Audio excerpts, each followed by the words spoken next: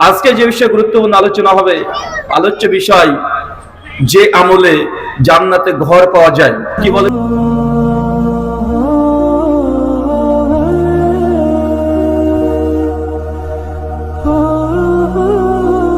কি পাওয়া যায়? কে কে ঘর নিবেন? হাত তোলেন। মাশাআল্লাহ, আল্লাহ তুমি কবুল করো, আমিন। ঘর প্রত্যেকে চাইতো। দুনিয়াতে একটা ঘর তৈরি করতে হলে কষ্ট পরিশ্রম করতে হয় কি হয় না? আপনি জীবনে নিজের একটা সুন্দর অট্টালিকা, একটা বাড়ি তৈরি করার যে স্বপ্ন দেখেন, এই স্বপ্নকে পূরণ করতে হলে প্রতিদিন আপনাকে শ্রম তথা আপনি যে পরিশ্রম করছেন, এই পরিশ্রম দেওয়া লাগে কি লাগে না? লাগে। অনেক মানুষের উদ্দেশ্য যে না, এই দুনিয়াতে সুন্দর একটা ঘর তৈরি করব, একতলা হোক, দুইতলা হোক, চারতলা হোক। আর এই স্বপ্নকে বাস্তবায়ন করার জন্যই প্রতিদিন সে ফজরের সালাত পড়ুক চাই না পড়ুক, সে দেখবেন বাড়ি থেকে বের হয়ে চলে যাচ্ছে বিজনেস, ব্যবসার উদ্দেশ্যে। মানুষটা খুব খিটখিটে মেজাজি। বাড়িতে তার স্ত্রী একটা কথা বলে সহ্য করে না, ছেলে একটা কথা বলে সহ্য করে না, প্রতিবেশী একটা কথা বলে সহ্য করে না। কিন্তু যখন দোকানে যায়, যখন সে ব্যবসায়িক, একটা জিনিসের দাম দেখা যায়, একটা কাপড়ের ব্যবসায়িক, সে জিনিসটার দাম আছে 700 টাকা, কাস্টমার বলছে যে 300 টাকা হলে দেন, নয় নেব না। ভেতর রাগ হচ্ছে, তারপরেও সে মানুষটা তার সঙ্গে ভালো আচরণ করে কি করে না? কারণ সে কাস্টমার। তার কাছে যদি যৎসামান্য এই মালটাকে বিক্রি করে দিতে পারি, কিছু আমার অর্থ উপার্জন হবে, কিছু লাভ্যাংশ হবে, যার ফলে আপনার যে স্বপ্নের যে বাড়ি, আপনি স্বপ্নের বাড়ি তৈরি করতে পারবেন, ঘর তৈরি করতে পারবেন। প্রত্যেক মানুষের এই চাহিদা আছে না নাই? সবার এই চাহিদা আছে। তার জন্য দুনিয়াতে আপনি 20 বছর 30 বছর সময় ব্যয় করছেন সুন্দর একটা অট্টালিকা পাওয়ার জন্য, জীবন্ত ক্ষণস্থায়ী এই বাড়ি ঘর তৈরি করলেন। আপনি যে বাড়ি ঘরে বাস করতে পারবেন, ভাই, এর কোনো গ্যারান্টি আছে? কোনো গ্যারান্টি নেই। চলে যেতে হবে একদিন সবাইকে, কেউ থাকবে না, সবাই চলে যাবে। নবী রাসূল তারাও থাকে না। 1400 বছর হয়ে গেল আমাদের নবী আলাইহিস সালাম দুনিয়াতে চলে যাওয়ার। পৃথিবীর শ্রেষ্ঠ মানুষ যদি শুধু পৃথিবীর শ্রেষ্ঠ মানুষ নয়, ইবনে আব্বাস রাদিয়াল্লাহু আনহু বলছেন তাফসীরে কুরতুবীর মধ্যে সূরা বনী ইসরাঈলের 70 নম্বর আয়াতে তাফসীর করতে গিয়ে, সৃষ্টি জগতে সবচাইতে, যা সৃষ্টি দেখছেন সবচাইতে শ্রেষ্ঠ সৃষ্টির নাম কি? কি নাম? মুহাম্মদ সাল্লাল্লাহু আলাইহি সাল্লাম সৃষ্টির মধ্যে সবচাইতে শ্রেষ্ঠ ব্যক্তি। শুধু মানুষের মধ্যে নয়, জিন, ফেরেশতা, আসমান, জমিন, পাহাড়, পর্বত, যা আছে সবকিছুর চাইতে সর্বশ্রেষ্ঠ ব্যক্তির নাম কি? আল্লাহ নবী আলাইহিস সালাম, তিনিও দুনিয়া থেকে চলে গেছেন, দুনিয়াতে কেউ থাকবে না। অতএব আমরা এই দুনিয়াতে এসেছি যৎসামান্য কিছু দিনের জন্য, নিজেদের মধ্যে কোনো সংশয় বৃদ্ধি করার জন্য নয়। আমরা দুনিয়াতে সামান্য সময় পেয়েছি, এই সামান্য সময় যেন পরকালে আল্লাহ সুবহানাহু ওয়া তাআলা যে জান্নাত আমাদের দেবেন, ওই জান্নাতে একটা ঘর কনফার্ম করার জন্য পৃথিবীতে আমাদের আশা। আল্লাহ সুবহানাহু ওয়া তাআলা আমাদের এই আশা তুমি পূরণ করে, সকলে বলি আমিন। সুনান তিরমিজি 3540 নম্বর হাদিস, আল্লাহ নবী বলছেন, আমার উম্মতের গড় বয়স 60 থেকে 70 বছর। চাচা কত বছর? আরো জোরে হচ্ছে না, আরো জোরে। তার মানে উম্মতের গড় বয়স 60 থেকে 70 বছর। এই 60 থেকে 70 বছর এই দুনিয়াতে আমরা সময় পাবো। কেউ একটু বেশি বাঁচতে পারে, কেউ একটু কম বাঁচতে পারে, তবে আমাদের এভারেজ গড় বয়স 60 থেকে 70 বছর। জামে তিরমিজি হাদিস নাম্বার 2417, সনদ হাসান। আল্লাহ নবী বলছেন, কিয়ামতের মাঠে প্রত্যেক আদম সন্তানকে 5খানা প্রশ্ন করা হবে। কয়টা? 5খানা প্রশ্ন করা হবে। 5খানা প্রশ্নের মধ্যে প্রথম প্রশ্ন করা হবে আন উমুরিহি, হে বান্দা, তোমাকে যে 60 বছর সময় দিয়েছি, তোমাকে যে দুনিয়াতে 30 বছর সময় দিয়েছি, তোমাকে 40 বছর সময় দিয়েছি, তোমাকে 22 বছর সময় দিয়েছি, এই সময়টা দুনিয়াতে তুমি কোন কাজে ব্যবহার করেছো? আজকে তোমাকে কড়াই গন্ডায় আমার কাছে হিসাব বুঝিয়ে দিতে হবে। কেন? সময় কি আপনার বাবার তৈরি না আল্লাহর তৈরি? এই সময়ের হিসাব দেওয়া লাগবে কি লাগবে না? এই সময়ের হিসাব দেওয়া লাগবে। কেউ যদি 20 বছর হায়াত পায়, কিয়ামতের মাঠে 20 বছরের হিসাব আপনাকে দেওয়াই লাগবে। তারপরে কিয়ামতের মাঠে একটা ধাপ আপনি সামনে ফেলতে পারবেন, নচেত সামনে ধাপ ফেলা যাবে না। তার মানে বুঝলাম, আমাদের কিয়ামতের মাঠে প্রথম যে হিসাব হবে আমাদের সময়, টাইম, কোন কাজে ব্যবহার করেছি। বলেন আপনারা কোন কাজে ব্যবহার করেছেন? জি, আজকে তো ভালো কাজে ব্যবহার করছি। এখন ফেরেশতা আসুক না, হিসাব দিয়ে দেবো। আমরা ওয়াজ শুনছি, আলোচনা শুনছি, তাই না? এই সময়টা তো ভালো। কিন্তু আপনাদের যদি বলা হয় যে ভাইজান, গত 3 দিন মানে টোটালি 72 ঘন্টা আপনার সময়টা কোন খাতে ব্যবহার করেছেন প্রকাশ করতে পারবেন? যদি আপনাকে বলা হয় গত 3টা দিন আপনার সঙ্গে গোপন সিক্রেট ক্যামেরা লাগানো ছিল, এই 3টা দিন আপনি কোথায় গিয়েছেন, কোথায় উঠেছেন, বসেছেন, কার সঙ্গে কি কথা বলেছেন, কার সঙ্গে মেসেঞ্জারে চ্যাট করেছেন, কোথায় কি করেছেন, সবকিছু একদম ক্যামেরাতে রেকর্ড করা আছে। আর এই 3 দিনে আপনার জীবনী আজকে জনসম্মুখে মানুষের সামনে আমরা ভিডিও স্যাটেলাইটের মাধ্যমে দেখাতে চাই। কেউ রাজি হবেন? রাজি হতে পারবেন যে না 3 দিন যা করেছে প্রকাশ্যে সবাইকে দেখে দাও, আমার স্ত্রী, প্রতিবেশী, বাবা মা যা আছে সবাই দেখুক, আপনার কোনো সংশয় সন্দেহ নেই। তার মানে আমরা বুঝতে পারছি মাত্র 3টা দিনের সময়ের হিসাব দিতে গেলে আমরা হিমশিম খেয়ে যাব। কিন্তু কিয়ামতের মাঠে আল্লাহ সুবহানাহু ওয়া তাআলা তার গোটা জীবন যে যত হাত পেয়েছে তার হায়াতের দরুন আল্লাহ সুবহানাহু ওয়া তাআলা প্রত্যেক সেকেন্ডের আল্লাহ সুবহানাহু ওয়া তাআলা হিসাব নেবে। আল্লাহ সুবহানাহু ওয়া তাআলা এই কিয়ামতের মাঠে এই সময়ের হিসাব দেওয়া আমাদের যদি তুমি সহজ করে দাও, সকলে পড়ি আমিন। সম্মানিত শুধু আজকের আলোচ্য বিষয় যে আমলে জান্নাতে ঘর পাওয়া যায়। তার আগে আপনাদের উদ্দেশ্যে একটা কথা বলি। সূরা জুমার সূরা 39 আয়াত নাম্বার 18 আল্লাহ সুবহানাহু ওয়া তাআলা বলছেন আল্লাযীনা ইয়াসতামিউনাল কওল ফায়াত্তাবিউনা হাসানা উলাইকা আল্লাযীনা হাদাহুমুল্লাহ উলাইকা হুম উলুল আলবাব। বাংলা ভাব অনুবাদ আল্লাহ সুবহানাহু ওয়া তাআলা বলছেন আল্লাযীনা ইয়াসতামিউনাল কওল, যারা মনোযোগ সহকারে কথা শ্রবণ করে। চাচা বলেন তো কি করে? তার মানে কথা শুনতে হবে। কি করতে হবে? কথা শুনতে হবে। আপনি দূরে বসে থাকবেন, যেটা আহলে হাদিসদের প্রোগ্রাম, এটা সালাফিদের প্রোগ্রাম, এটা লামাজাবিদের প্রোগ্রাম, এটা গায়র মুকাল্লিদদের প্রোগ্রাম, এরা পীর মানে না, ওরা এই মানে না, ওই মানে না, এই বলে দূরে বসে থাকবেন এমনটা নয়। আল্লাহ সুবহানাহু ওয়া তাআলা কোরআনে বলছেন আল্লাযীনা ইয়াসতামিউনাল কওল, যারা মনোযোগ সহকারে কথা শ্রবণ করে, মানে আপনাকে কথা শুনতে হবে। কথা কে বলছে এটা গুরুত্বপূর্ণ নয়, মানে কার কথা বলা হচ্ছে এটাই গুরুত্বপূর্ণ। একটা হিন্দু পণ্ডিত এসে যদি আপনাকে বলে যে মুসলমান, হাই হাই তোমরা সুদ খাচ্ছ, তোমরা সুদের সঙ্গে যুক্ত, আরে আমরা তো শুনেছি তোমাদের নবী বলে গেছেন কেউ যদি জেনে বুঝে 1 টাকা সুদ খায়, মায়ের সঙ্গে জেনা করলে যে পাপ হয় সে পাপ হয়, তোমরা মুসলমান হয়ে কেন সুদ খাচ্ছ? একটা হিন্দু পণ্ডিত যদি কথা বলে, কথাটা হিন্দু পণ্ডিত বললো, কথা ঠিক না ভুল? একটা হিন্দু পণ্ডিত এসে যদি আপনাকে বলে যে ভাইজান আপনারা মুসলমান হয়ে মদ পান করছেন, অথচ আপনাদের কোরআনে মদকে হারাম করা আছে, লোকটা হোক খ্রিস্টান হোক সে হিন্দু, কথাটা কোরআনে বলেছে, মারা যাবে কি যাবে না? তার মানে তার কথাটা মানা যাবে। আপনি দূরে বসে থাকবেন, ওরা আলাদা। আপনাকে আমরা অনুগ্রহ পূর্বক বলছি যে দূরে বসে থাকলে হেদায়েত পাওয়া সম্ভব নয়, আপনাকে কথা শুনতে হবে।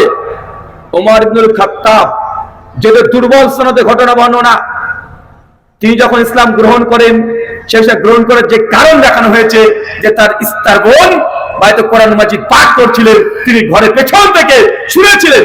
এখন আপনি বলেন তো, যে ওমর বিন খাত্তাব কোরআনুল কারীম না শুনতেন তাহলে তিনি হেদায়েত পেতেন? কথা বলেন।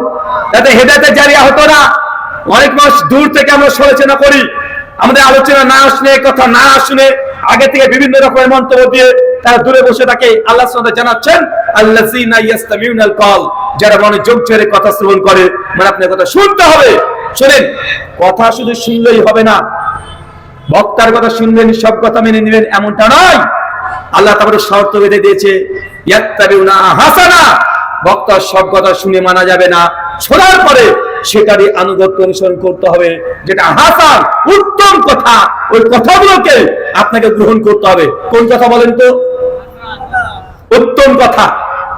আল্লাহ বলেন কথা শোনো, তুমি কথা শোনো, শুনে সব কথা মানা যাবে না। মানতে হবে কোন কথা? হাসানা, উত্তম কথাকে নাম মেনে চলতে হবে। যাদের মধ্যে এমন হৃদয় আছে, যারা হৃদয়কে তালাবদ্ধ করে নাই, যারা মানুষের কথা শোনে এবং হকটাকে গ্রহণ করার মতো একদম হৃদয়কে উন্মুক্ত রেখেছে, আল্লাহ তাদের ব্যাপারে বলছে উলাইকাল্লাযীনা হাদাহুমুল্লাহ, আমি আল্লাহ মূলত তাদেরকেই হেদায়েত দিয়ে থাকি। তার মানে আল্লাহ যাকে তাকে হেদায়েত দেন না। চাচা, আল্লাহ যাকে তাকে হেদায়েত দেন? আল্লাহর কাছে হেদায়েতের অভাব আছে? আল্লাহ চাইলে ফেরাউনকে হেদায়েত দিতে পারতো না? পারতো কি পারতো না? আবু জাহেলকে, আবু লাহাবকে, উতবা, সাইবা, নরেন্দ্র মোদী পারতেন না? কি বলছেন? আল্লাহ চাই কি হেদায়েত শেষ? হেদায়েত আর নাই? আরে আল্লাহর চাই হেদায়েত তো আছেই, কিন্তু আল্লাহ শর্ত দিয়ে দিয়েছে। আল্লাহ সবাইকে হেদায়েতের পেয়ালা পান করায় না। হেদায়েতের পেয়ালা যদি আপনাকে পান করতে হয়, প্রথম আপনাকে কথা শ্রবণ করতে হবে, শুনতে হবে। শুধু শুনলেই হবে না, শোনার পর হৃদয় থেকে উন্মুক্ত রাখতে হবে। যেটা উত্তম আহসান সেই কথাগুলো আমি মানবো। আল্লাহ তারপরে বলছে উলাইকাল্লাযিনা হাদাহুমুল্লাহ, আমি আল্লাহ এই শ্রেণী মানুষকে মূলত হেদায়েত দিয়ে থাকি। মানে উত্তম কথা গ্রহণ করতে হবে। সমস্যা তো এটাই। বলেন তো হুজুর, উত্তম কোনটা? কোন কথা উত্তম? আমার পীর সাহেব যেটা বলেছে এটা কি উত্তম নয়? আমার পীর সাহেব তো বলেছে নৌকা নিয়ে দাঁড়িয়ে থাকবো বাছারা, তোর আমার কাছে মুরিদ হয়ে যা, জান্নাতে নিয়ে চলে যাবো। এটা কি উত্তম কথা নয়? আমার পীর সাহেব তো বলেছে, কি বলেছে পীর সাহেব? ওইটা গভীর রাত্রিবেলা উঠবে, 1000 বার ইল্লাল্লাহ ইল্লাল্লাহ জিকির করবে। একবার ইল্লাল্লাহ বলার সময় এইভাবে ইল্লাল্লাহ একটা তরিকা শিখে দিয়েছে। এটা কি উত্তম কথা নয়? কি বলছেন? উত্তম কথা কোনটা? তার মানে কি অ্যালবার্ট আইনস্টাইন যে সায়েন্স দিয়েছে সেটা উত্তম? কবিগুরু বিদ্রোহী কবি কাজী নজরুল ইসলাম যে কথা হচ্ছে সেটা উত্তম? রবীন্দ্রনাথ ঠাকুর যে কবিতা লিখেছে সেগুলো উত্তম? জি না, উত্তম কথা ওটাই যারা মুহাম্মদ সাল্লাল্লাহু আলাইহি ওয়াসাল্লাম তিনি জানিয়ে দিয়েছেন। সহিহ মুসলিম খোলেন, হাদিস নাম্বার 850, আল্লাহ নবী নিজেই তিনি ব্যাখ্যা করে বলছেন ফাইন্না খায়রাল হাদিসি কিতাবুল্লাহ, এই দুনিয়াতে সবচেয়ে শ্রেষ্ঠ কথা, দামি কথা, উত্তম কথা সেটা কিতাব আল্লাহ, আল্লাহর কিতাবের কথা, মানে কোরআনের কথা। কার কথা? কথা বলেন চাচা, উত্তম কথা কোনটা? কথা আসছে না। উত্তম কথা কোনটা? কি খিদে লেগেছে আপনাদের? খিদা পেয়েছে তো গলা জোর করে ভাই। আপনারা সাতক্ষীরার মানুষ না? আপনারা তো ওই যে চিংড়ি মাছ খাওয়ার মানুষ, গলদা চিংড়ি না? রাস্তাতে যখন আসলাম দেখছি দুই চতুর্পাশে চিংড়ি, মানে মাঠ ঘাটে ধান গম এইসব মানুষ অন্য জায়গাতে তৈরি করে, আপনারা আবার মাঠের মধ্যে থেকে চিংড়ি মাছ তৈরি করেন। আপনাদের তো মানে বেশি শক্তি থাকার কথা, কিন্তু আপনাদের মানে দেখে মনে হচ্ছে যে আপনাদের রাগ করছেন আমাকে দেখে। রাগ হচ্ছে কি আমাকে দেখে? রাগ হচ্ছে চাচা? ভাল লাগে না আমাকে? তাহলে মানে চেহারার মধ্যে উজ্জ্বলতা নেই না? কেউ মারা গেছে এলাকাতে? কেউ মারা গেছে? আমার সঙ্গে কথা বলেন একটু। উত্তম কথা কোনটা? আল্লাহর কথা। কে বলছে? এটা আমি? জি না, নবী বলছেন ফাইন্না খায়রাল হাদিসি কিতাবুল্লাহ, সবচাইতে উত্তম কথা হচ্ছে আল্লাহর কোরআনের কথা। ওয়া খায়রাল হাদি হাদি মুহাম্মদ সাল্লাল্লাহু আলাইহি ওয়াসাল্লাম, আর সবচাইতে দ্বিতীয় কারো যদি উত্তম কথা হয়ে থাকে সেটা মুহাম্মদ সাল্লাল্লাহু আলাইহি ওয়াসাল্লামের কথা। তার মানে বুঝা গেল আমি বক্তা, আমার ব্যক্তিগত কোনো কথা এটা উত্তম নয়।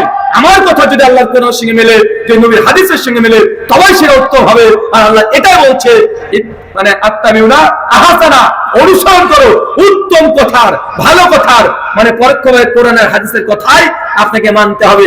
বক্তার অনেক কথা আপনার ভালো লাগতে পারে, মন জয় করে ফেলতে পারে, কিন্তু বক্তার ব্যক্তিগত কোনো কথা এটা আনুগত্য অনুসরণ করার জন্য আপনি বাধ্য নয়।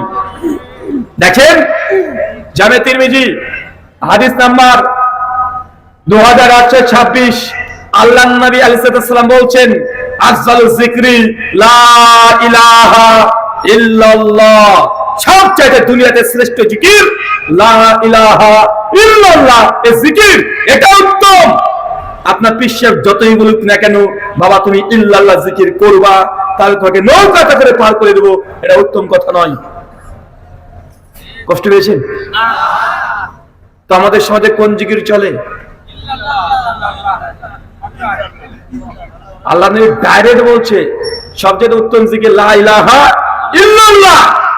মানুষ জিকির করছে ঠিক, কিন্তু নবীরটা না, পীরেরটা। কাটটা কাজ জিকির করছে, পীর যেটা দিয়েছে সেটা।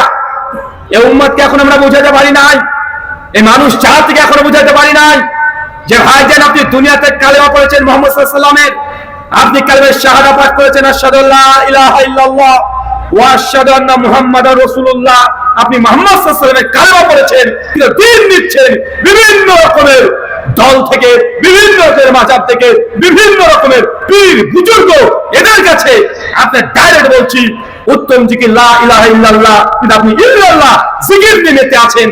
যখন আমরা বলছি এই জিকিরটাই করাই রাখবে, তখন আপনি আমাদের উপরে রেগে যাচ্ছেন। ভাই আমি ডাকছি নবীর দিকে, আপনি পীরের দিকটা নিয়ে খুশি হয়ে বসে আছেন। কোন দিকে ডেকেছি? কার দিকে যাচ্ছি আমরা? আমি ব্যক্তিগত কিছু তৈরি করেছি? আমরা তো দেখছি নবীর দিকে আসেন। আপনি চলেছেন উম্মতের দিকে। সূরা বনী ইসরাঈল সূরা 17 আয়াত নাম্বার 71 আল্লাহ বলছেন ইয়াউমা নাদউ কুল্লা উনাসিন বিইমামিহিম।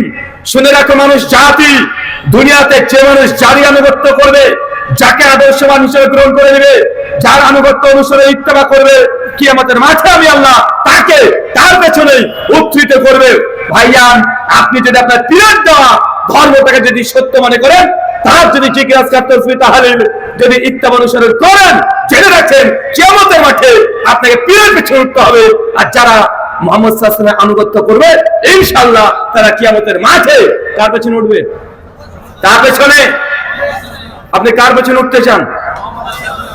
তাহলে চাচা আপনাকে যে নবী যা বলেছে তাই করতে হবে, নবীর যে আনুগত্য করতে হবে, নবীর যে অনুসরণ করতে হবে। মাইয়ুতিল্লাহু ওয়া রাসূলাহু, যে ব্যক্তি আল্লাহর আনুগত্য করে, রাসূল অনুসরণ করে, ওয়ান নাবিয়িন, তারা নবীদের সঙ্গী হবে, ওয়া সিদ্দিকিন, যারা আবু বকর সিদ্দিকের মতো সত্যবাদী তাদের সঙ্গে থাকবে, ওয়া শুহাদা, এবং যারা শহীদ হয়ে গেছে বদরের যুদ্ধে, উহুদের যুদ্ধে, এই সাহাবীদের মতো ব্যক্তির সঙ্গে কিয়ামতের মাঠে জান্নাতে যখন চলে যাবে তাদের সঙ্গে হবে, ওয়া সালেহিন, এবং নেককার ব্যক্তির সঙ্গে থাকবেন। আপনাকে কি কাজ করতে হবে? এক, আল্লাহর ইবাদত করতে হবে। কিভাবে করতে হবে? রাসূলের পদ্ধতিতে করতে হবে। যদি করেন কি হবে? জান্নাতে নবীর সঙ্গী হবেন। কিন্তু আপনি যদি আপনার পীর সাহেবের যদি সুন্নাত যদি পালন করেন, পীর যে জিকির আজকার যদি সেটা যদি পালন করেন, পীর যে আদর্শ যদি সেটা যদি আদর্শ পালন করেন, তাহলে জান্নাতে কার সঙ্গে হবেন? আমি বলছি না পীর সাহেব জাহান্নামে যাবে। ফর সেক অফ আর্গুমেন্ট ধরে নিলাম জান্নাতে পীর সাহেব। যদি পীরদের মধ্যে একতা নেই, এক পীর বলে ওই গোমরা, ওই পীর বলে এ গোমরা, আছে না নাই? মনে রাগ করছে, আছে না ভাইজান? চরমোনাই পীর সাহেবের মুখে ডাইরেক্ট শুনেছি, উনি বলছেন ৮ রশি মাছ ভান্ডারি ভণ্ড, বলে না? আবার মাছ ভান্ডারি ৮ রশি যারা আছে তারা বলে যে চরমোনাইরা ভণ্ড। জওয়ানবাগিকে তো পাকড়ি হারে সকলে ভণ্ড বলে। আপনাদের কুষ্টি আছে ন্যাংটা বাবা পীর, একে হাক্কানি কথা বলেন? ন্যাংটা বাবা একটা আছে না? চিন্তা করেন, মানুষ ন্যাংটার পুজো করে, ওর উপর মানে ওই যে মার্কাজ মানে খানকা, মানে খানকাতে মানুষ লাখ লাখ কোটি কোটি টাকা দান করে। কত জনে প্রত্যেক মাসে ওঠে। কিছুদিন আগে নিউজে দেখাচ্ছিল যে মানে ওই বক্স একদম পরিপূর্ণ হয়ে যায়, 1 মাস 2 মাস 3 মাস পর যদি বাক্সগুলো খোলে গোটা বাক্সতে টাকা টাকা। মুসলমান, তুই বুঝতে পারোনি তুই খানকাতে তুমি দান করছো, অথচ মসজিদের ছাদ তৈরি করার জন্য তোমার কাছে 100 টাকা চাইলে তুই 5 টাকা তুই বের করে দাও। মসজিদে যায় না, তুই খানকাতে যাওয়ার জন্য বলতে হয় না, আগে চলে যায়। আচ্ছা না নাই কথা বলেন? সাবধান, সতর্ক। আপনাকে আমার দিকে ডাকি নাই, আপনাকে বলছি না আমার বিশ্বাসের দিকে আসেন, আমি বলছি না যে অমুক ব্যক্তির দিকে আসেন। আমি আপনাকে জান্নাতে নবীর সঙ্গী বানাতে যাচ্ছি। আল্লাহ কোরআন নিসার 69 নম্বরে ডাইরেক্ট বলছে যে নবীর আনুগত্য করবে, নবীর অনুসরণ করবে, সে জান্নাতে কার সঙ্গে হবে? নবীদের সঙ্গী হবেন আপনি। মানে দুনিয়াতে নবীর অনুসরণ করবেন, নবী যা বলে গেছে নামাজ, রোজা, হজ, যাকাত, দান, সাদকা, পরিবার, অর্থনীতি, সমাজনীতি, রাষ্ট্রনীতি সব যদি নবীর মতো সেম করেন, আপনি জান্নাতে নবীর সঙ্গী হবেন। কিন্তু দুনিয়াতে যদি আপনি অন্য কাউকে মেনে নেন, এ আমার ধর্ম পালন করার আদর্শ, যা বলেছে তাই করবো, তো যদি সে লোকটা জান্নাতে হয়, তো জান্নাতে চাচা আপনি পীর সাহেবের সঙ্গে থাকবেন, নবীর সঙ্গে থাকতে পারবেন না। আমি বলছি না পীর সাহেব জাহান্নামী, বলছি না পীর জাহান্নামে চলে গেছে, এই কথা বলছি না। যদি জান্নাতে যায় আর আপনি যদি পীরকে মেনে মেনে জান্নাতে যান, কার সঙ্গে থাকবেন? পীরের সঙ্গে। যে নবী সুন্নাত মানেন, কার সঙ্গে থাকবেন? নবীর সঙ্গে। এখন আপনারা সিদ্ধান্ত নেন যে আপনারা জান্নাতে গিয়ে নবীর যে ঘর পাবে, পাশে যদি আপনার বাড়ি হয়, মানে সরি আবু বকর রাদিয়াল্লাহু আনহুর বাড়ি, তার পাশে ওমর বিন খাত্তাবের বাড়ি, তার প্রতিবেশী।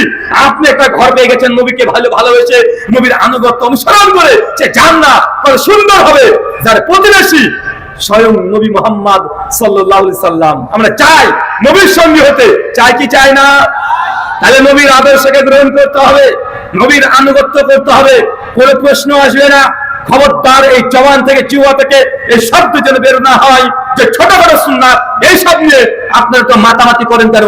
এই কথা জিহ্বা থেকে যেন বের না হয়। ছোটখাটো সুন্নাত মানে নবীর কোন সুন্নাত ছোটখাটো বললে নবীকে অপমান করা হয়।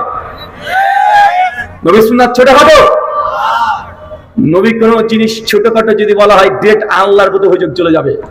আল্লাহকে এই সুন্নাত কি যে শরীয়ত দিয়েছে ছোটখাটো? ওয়ামা ইয়ান্তিকা আনিল হাওয়া ইন হুয়া ইল্লা ওয়াহয়ু ইউহা। আমার নবী তো বলে যা বলে নিজের তরফ থেকে কোনো কথা বলে না, আমি আল্লাহ যা ওহী করেছি আমার নবী সেটাই তোমাদের কাছে শুধু ব্যক্ত করে। সূরা নাজম 53 আয়াত 3 এবং 4। চলেন একটা হাদিস আপনাকে উপহার গিফট দিই, যারা বলে নবীর সুন্নাতকে ছোটখাটো বলে ইগনোর করতে চায়। সুনান আবু দাউদ কিতাবুস সালাত হাদিস নাম্বার 756, 755 এবং 56।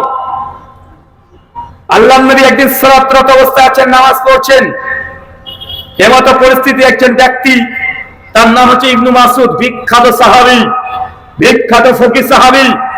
জঙ্গে জামালের পরে 32 হিজরিতে তিনি শাহাদাত বরণ করেছেন।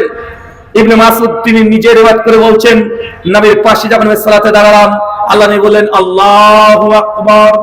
তিনি বাম হাতে করে ডান হাতে বেঁধে তিনি সালাত শুরু করলেন। ইবনে মাসউদ বলছেন আমিও আল্লাহু আকবার বলে হাত বাঁধলাম। বুঝতে পেরেছেন কি করেছি? কি করেছি বলেন তো? দেখেন ডান হাতে করে বাম হাত। কি চাচা আপনারা কোথায় বাঁধেন? সাতক্ষীরাবাসী কোথায়? বাম হাতে করে ডান হাত। ইবনে মাসউদ কোথায় বেঁধেছে? ডান হাতে করে বাম হাত। ইবনে মাসউদ বলছেন আমি নামাজের মধ্যে এইভাবে হাত বেঁধেছি। নবী বেঁধেছিলেন বাম হাতে করে ডান হাত, বুঝতে পারি নাই, কিন্তু ডান হাতে করে বাম হাত বেঁধে ফেলেছি। আল্লাহ নবী নামাজরত অবস্থায় সঙ্গে সঙ্গে হাতটাকে ধরে এইভাবে উল্টে আমাকে ঠিক করে দিলেন। আমার আপনাদের কাছে প্রশ্ন, যদি হাত বাঁধা যদি ছোটখাটো সুন্নাত হয়, বারবার আপনি প্রশ্ন করেন যে এইসব জিনিস ছোটখাটো সুন্নাত, এই সুন্নাত যদি ছোটখাটো সুন্নাত হতো, আল্লাহ নবী নামাজকে শেষ করে ইবনে মাসউদকে বলতেন ইবনে মাসউদ তুমি এই হাত বাঁধা তুমি পরিবর্তন করতে হবে, তুমি এইভাবে না বেঁধে এইভাবে বাঁধো। আল্লাহ নবী বলতে পারতেন, কিন্তু না বলে স্বয়ং নামাজের মতো স্পষ্টগত বিষয়, যে বিষয় যে আল্লাহ নবী যেখানে এদিক ওদিক তাকান না, সে নামাজের মধ্যে তিনি হাত বাঁধা তিনি পরিবর্তন করে দিচ্ছে। আর তুমি কোন লজ্জায় বলো যে হাত বাঁধা এটা ছোটখাটো সুন্নাত? সুনান আবু দাউদ হাদিস 4691। আবু মুসা আশারী বলছেন যে আমি একদিন রাসূলকে দেখলাম, একজন ব্যক্তি কাঁসা, বোঝেন কাঁসা? সোনা বোঝেন? আল্লাহর নবীর স্পষ্ট সে বুখারী মুসলিমের হাদিস, সোনার পাত্রে পানি পান করা খাওয়া দাওয়া যাবে? কথা বলেন, যায় না। আল্লাহর নবী বলছেন, আবু মুসা আশারী সুনান আবু দাউদের হাদিস, তিনি বলছেন যে আমি মসজিদে একদিন প্রবেশ করলাম, দেখছি যে একজন ব্যক্তি, সে সাহাবীর নাম উল্লেখ করেনি, সে বুক পড়ে দিয়ে একদম শুয়ে আছে। বুক পড়ে দিয়ে বুঝেন মানে বুকটা আছে নিচে, আমার সামনে চিত হয়ে বলে এটাকে, আর বুক পড়ে দেওয়া কোনটা? মানে জোরের সঙ্গে বুকটাকে লাগিয়ে দিয়েছে, লাগিয়ে শুয়েছে। আল্লাহ নবী আলাইহিস সালাম মসজিদে ঢুকে সঙ্গে সঙ্গে তাকে লাথি মেরে তাকে যে খবরদার এইভাবে তুই শোবে না। আমার সাদা মনে সাদা প্রশ্ন, আল্লাহ লাথি মেরেছে, নবী কোন সাহাবীকে লাথি মারে না, অথচ তিনি এই একটা আমল শুধু বুক পেরে শুয়েছে মসজিদে, তার জন্য তিনি লাথি মেরেছেন। মুহাদ্দিসগণ অনেক ব্যাখ্যা করেছেন, কারণ আল্লাহ নবী আগে বুক পেরে মানুষকে সুদে নিষেধ ঘোষণা করেছে, তারপর আল্লাহ নবী সুন্নাতের পরিপন্থী আমল করার কারণে এই সাহাবীকে আল্লাহ নবী সুন্নাতের বরখলাফ হওয়ার জন্য তিনি পা দিয়ে, কোন মুহাদ্দিস বলেছে লাথি মেরেছে এটা হবে না, আর পা দিয়ে তাকে আঘাত করেছে, মানে পা দিয়ে পরিবর্তন করার চেষ্টা করেছে। আমার দাবি এটাই যে আল্লাহ নবী তাকে পায়ে স্পর্শ করেছে, আপনি ছোট ছোট সুন্নাত বলবেন? চলেন সহিহ বুখারী হাদিস নাম্বার 755, 56, 57 পরপর হাদিসগুলো বর্ণনা আছে। বাবুল কিরাত অধ্যায় কিতাবুস সালাতের মধ্যে আসছে, আল্লাহ নবী মসজিদে নববীতে বসে আছেন, একজন সাহাবী সে মসজিদে প্রবেশ করেছে, নবীকে সালাম দিয়েছে, নবী উত্তর দিয়ে বলছেন ইরজি যাও, ফিরে যাও, ফাসাল্লি তুমি নামাজ পড়ো, ফাইন্না কালাম তুসাল্লি তুমি নামাজ পড়োনি। সাহাবী কিন্তু নামাজ পড়েছে। চাচা, সাহাবী কি করেছে? নামাজ পড়েছে। নবী বলছে নামাজ পড়োনি। চিন্তা করেছেন ছোটখাটো সুন্নাত? এটা কি আপনি না সাহাবী? নামাজ কে পড়েছে? সাহাবী। নবী বলছেন এই যে যাও, ফিরে যাও, ফাসাল্লি, তুই নামাজ পড়ো, ফাইনা কালাম তুসাল্লি, কারণ তুই নামাজ পড়ো নাই। সাহাবী আল্লাহ নবীর প্রতি কোনো অভিযোগ করে নাই। মসজিদে আবার গিয়েছে, আবার নামাজ পড়েছে, আবার সে সালাম দিয়েছে, উত্তর দিয়ে আবার একই কথা, এই যে যাও, ফিরে যাও, ফাসাল্লি, নামাজ পড়ো, ফাইনা কালাম তুসাল্লি, কারণ তুমি নামাজ পড়ো নাই। সাহাবী আবার দুইবার নামাজ পড়েছে। কয়বার? 3বার আবার গেছে মসজিদে, আবার নামাজ পড়েছে, আবার এসেছে, একই কথা, এই যে যাও, ফিরে যাও, ফাসাল্লি, নামাজ পড়ো, ফাইনা কালাম তুসাল্লি, তুই নামাজ পড়োনি। সাহাবী 3বারে বলে মুখ খুলে বলছে, রাসূলুল্লাহ, আমি এর চেয়ে ভালো করে নামাজ পড়তে পারি না। আল্লাহর নবী, আপনি নামাজটাকে শিক্ষা দিয়ে দেন। সুনান নাসাই কিতাবুস সালাত হাদিস নাম্বার 1312।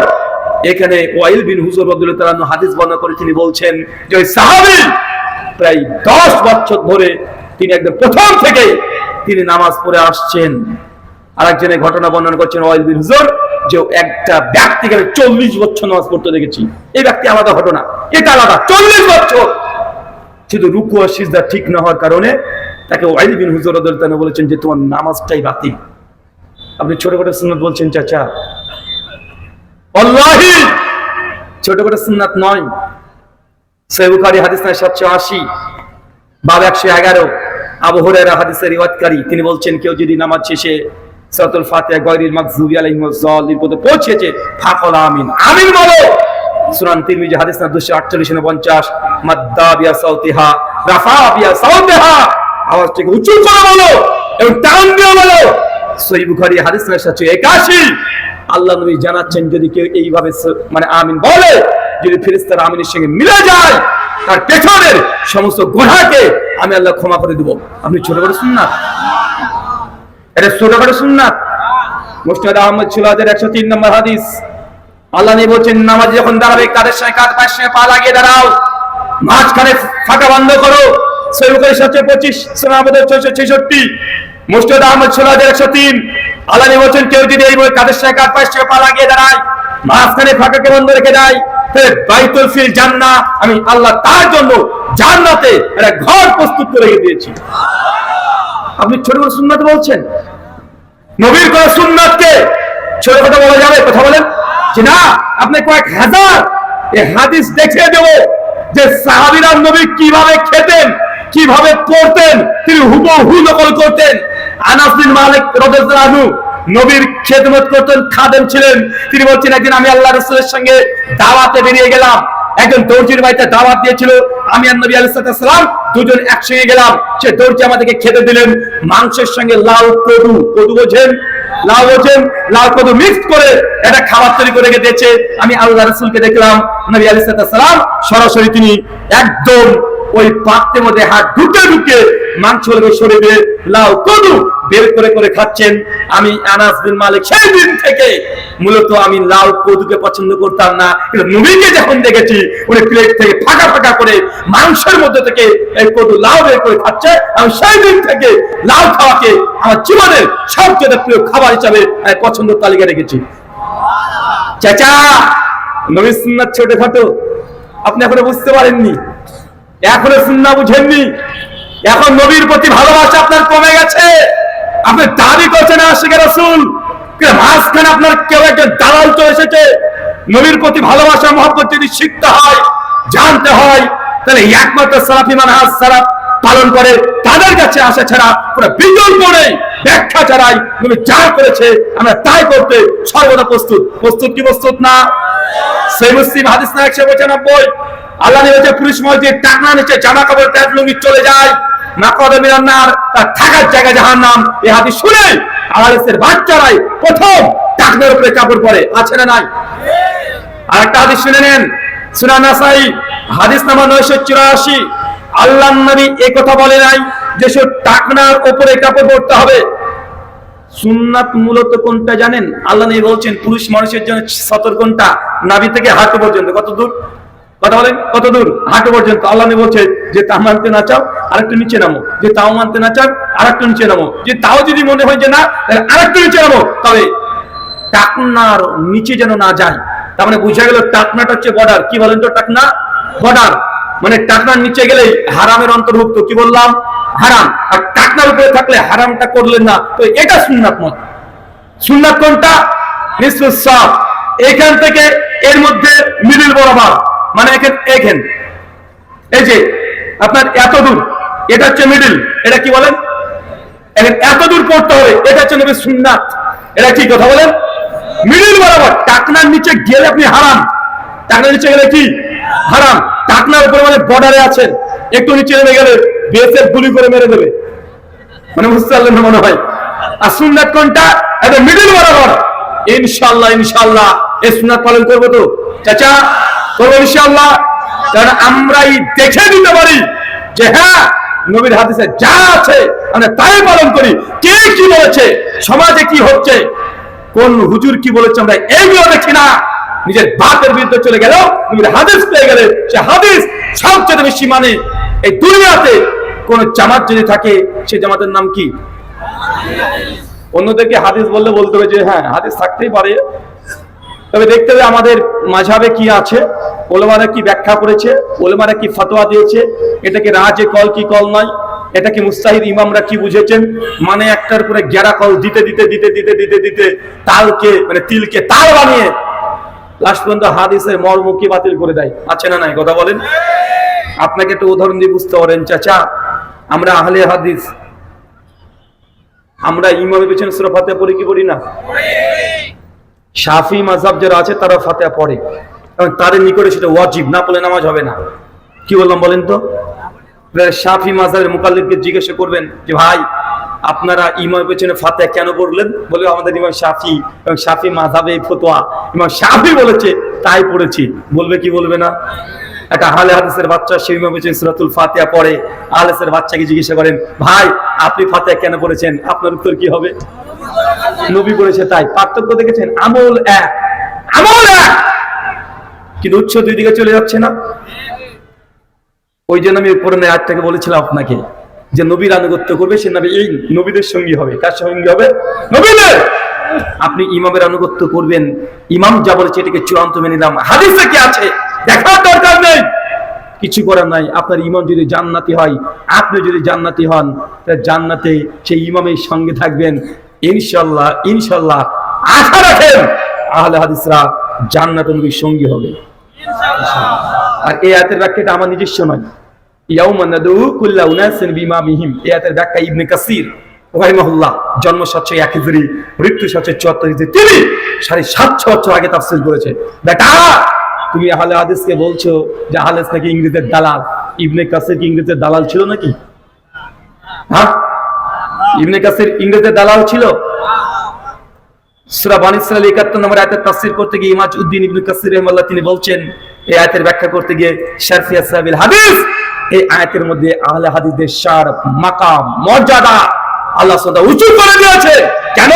লিয়ান্না ইমামিহিম নবী সাল্লাল্লাহু আলাইহি ওয়াসাল্লাম। কারণ দুনিয়াতে আহলে হাদিসরা কোন উম্মতিকে নেতা মানে না, তাদের একটাই নেতা, তার নাম মুহাম্মদ সাল্লাল্লাহু আলাইহি ওয়াসাল্লাম। যাই জিজ্ঞাসা করবেন এমন কেন করেন, আমরা বলি না অমুক মাযহাবে আছে তাই করি, আমাদের জবাব আমার নবী করেছে তাই করি।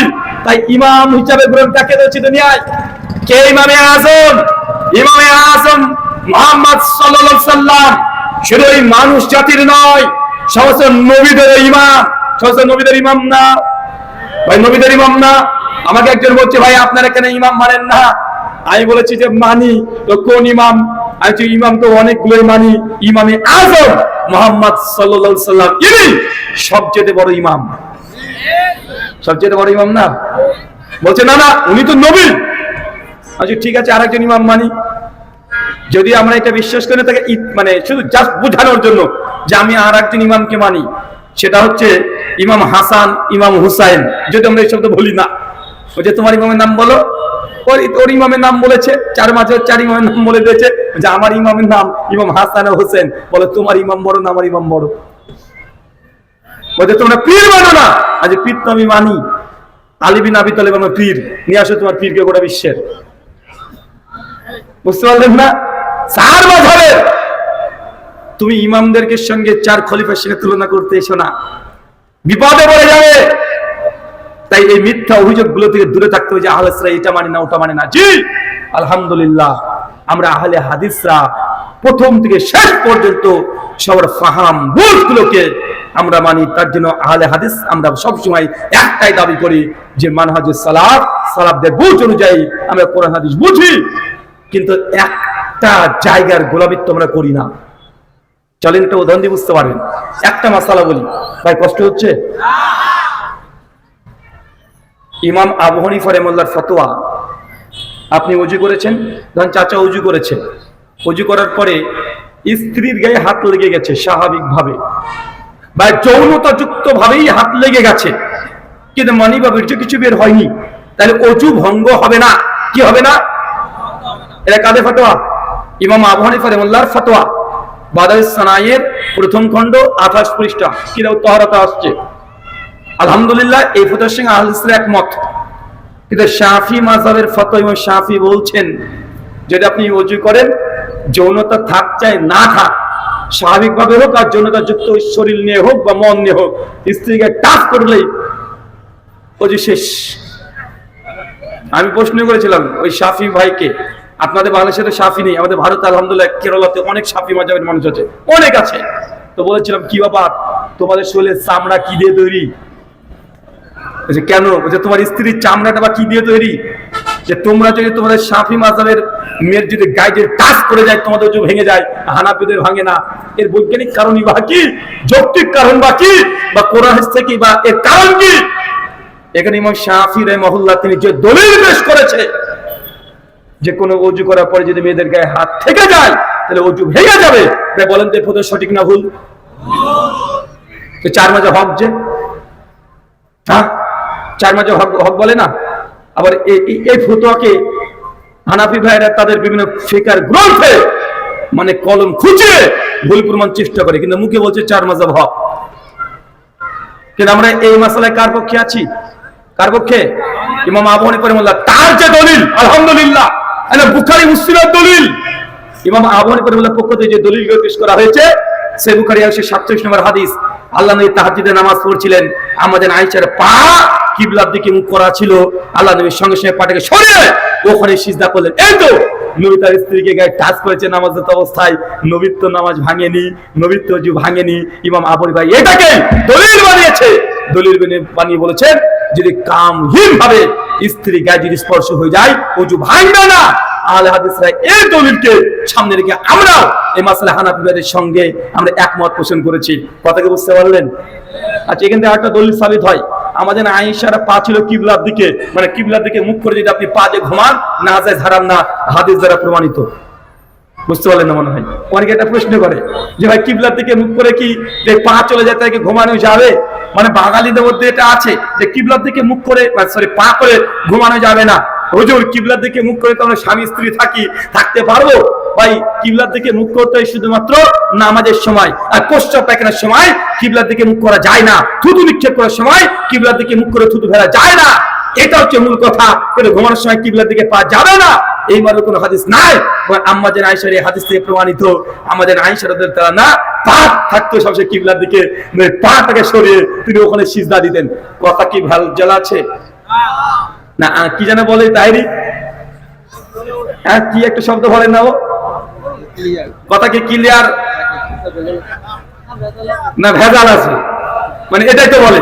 তার মানে আমরা এখান থেকে একটা জিনিস শিখলাম যে আহলে হাদিসরা কোনো গোরামি করেন। আলহামদুলিল্লাহ এই মাসালা ইমাম আবু হানিফা রাহিমাহুল্লাহ 100% হকের উপরে আছে।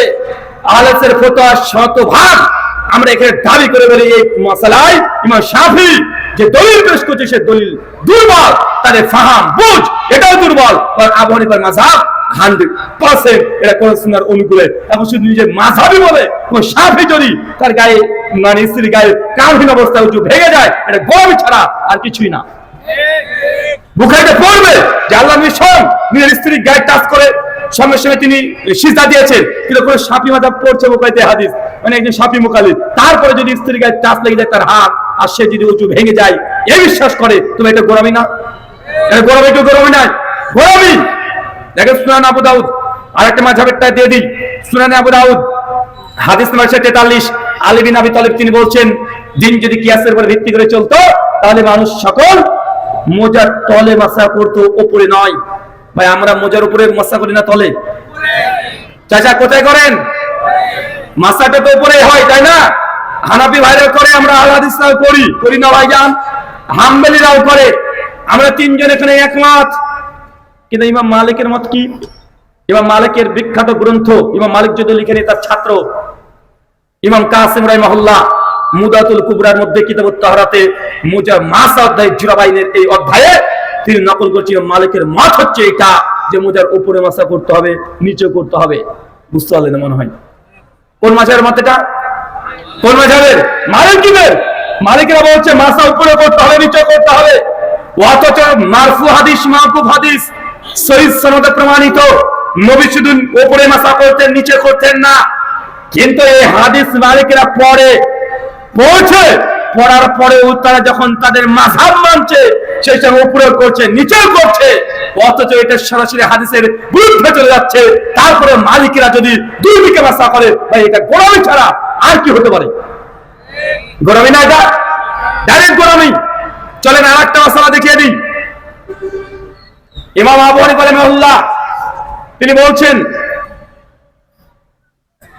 একজন ব্যক্তি ওযু করেছে, ওযু করার সময় তার মাথায় পাগড়ি আছে। কি আছে? পাগড়ি আছে। ইমাম আবু হানিফা রাহিমাহুল্লাহর ফতোয়া হচ্ছে এটা পাগড়ির উপরে মাসা করা জায়েজ নয়। কথা বুঝতে পারলেন না মনে হয়? জায়েজ না।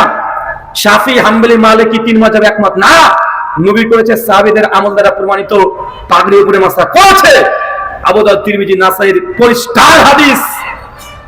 কিন্তু হানাফি ভাইরা হাদিসগুলো মাদ্রাসায় পড়াচ্ছে, পড়ায়, পরীক্ষা নাই, পাস করায়, ফেল করায়। কিন্তু যেহেতু ইমাম আবু হানিফার ফতোয়া এই পাগড়ি উপরে মাসা করা যাবে না, তাই তারাও ফতোয়া দিচ্ছে যাবে না। আচ্ছা, হাদিসে স্পষ্ট দ্বারা প্রমাণিত, নবী করেছেন। এখন যদি তারপরে হানাফি ভাইরা নবীর হাদিসকে ছেড়ে দিয়ে মাযহাবের এই ফতোয়ার উপরে আমল করে, এটা গোলামি ছাড়া কিছুই না। চার মাযহাব পেয়েছেন তো, না বাকি আছে? কোন মাযহাব বাকি আছে নাকি? হাম্বলি আছে এখন বাকি না? হাম্বলি আছে। চলেন এটা থেকে একটা উদাহরণ নিয়ে নেন। ইমাম আহমদ বিন হাম্বলের মত, রুকু থেকে উঠবেন, সামি আল্লাহু লিমান হামিদা বলবেন, তারপরে সঙ্গে সঙ্গে রাব্বানা লাকাল হামদ বলে বামাতে করে ডানাত থেকে আবার বুকের উপরে সদরিহি বাদ হবে। এটা ইমাম আহমদের মত। কার মত? হাম্বলি মাযহাবের মত। কিন্তু এই মতের প্রতি সহিত দূরের কথা, জয়ীফ হাদিসে পাওয়া যায় না। একটা দলিল পেশ করছি ইমাম আহমদ বিন হাম্বল মুসনাদে আহমদে। সে মুসনাদে আহমদের একটা রিওয়ায়াত শুধু, যে আল্লাহ নবী বামাতে করে ডান হাত রেখে রুকুর পরে তিনি ইরসাল ইয়াদান করতেন না, আবার হাত বাঁধতেন। ও হাদিস সমস্ত মুহাদ্দিসদের ঐক্যমতে জয়ীফ। একটাই দলিল, হাম্বলিরাই নিজেরাই মুসনাদে আহমদে যখন ওই হাদিস নিয়ে আলোচনা করছে, তারাই বলেছে হাদিস সনদ সহিহ না। কিন্তু তাদের মাযহাবে যেহেতু আছে, যেহেতু ইমাম আহমদের ফতোয়া এটা, রুকু থেকে উঠে বুকের উপরে হাত বাঁধতে হবে, এই জন্য দেখবেন হাম্বলিরা জানে হাদিস সহিহ, স্বীকার করে, তারপরে এই আমলটাই করে। কেন? তাদের মাযহাবে আছে তাই। আছে না নাই? কথা বলেন, আছে না নাই? তার মানে আপনার চার মাযহাব থেকে উদাহরণ দিয়ে দিলাম এই জিনিস, যে হক একটা মাযহাবের মধ্যে সীমাবদ্ধ নয়, হক চার মাযহাবের মধ্যে আছে, এটা ঠিক। কিন্তু আপনি যদি মনে করেন যে না, একটা ওই মাযহাবকে মানবো, একটা দলকে মানবো, ভাই সমস্ত হক পাবেন? যদি একটা মাযহাব যদি হকের উপরে প্রতিষ্ঠিত থাকতো, একটা মাযহাবের মধ্যে যদি পরিপূর্ণ হক থাকতো, তাহলে বাকি তিনটে মাযহাব তৈরি হতো না। হতো চাচা? যদি একটা মাযহাব যদি হকের উপরে থাকতো, বাকি তিনটে মাযহাব দরকার ছিল? তাহলে না হক বলে তো বাকি তিনটে তৈরি হয়েছে। হয়েছে না ভাইজান? হয়েছে। চলেন আহলে হাদিসের একটা বলি, বলে আপনারা কষ্ট পাবেন যে সবাই বলে আপনাদের তো বললেন না।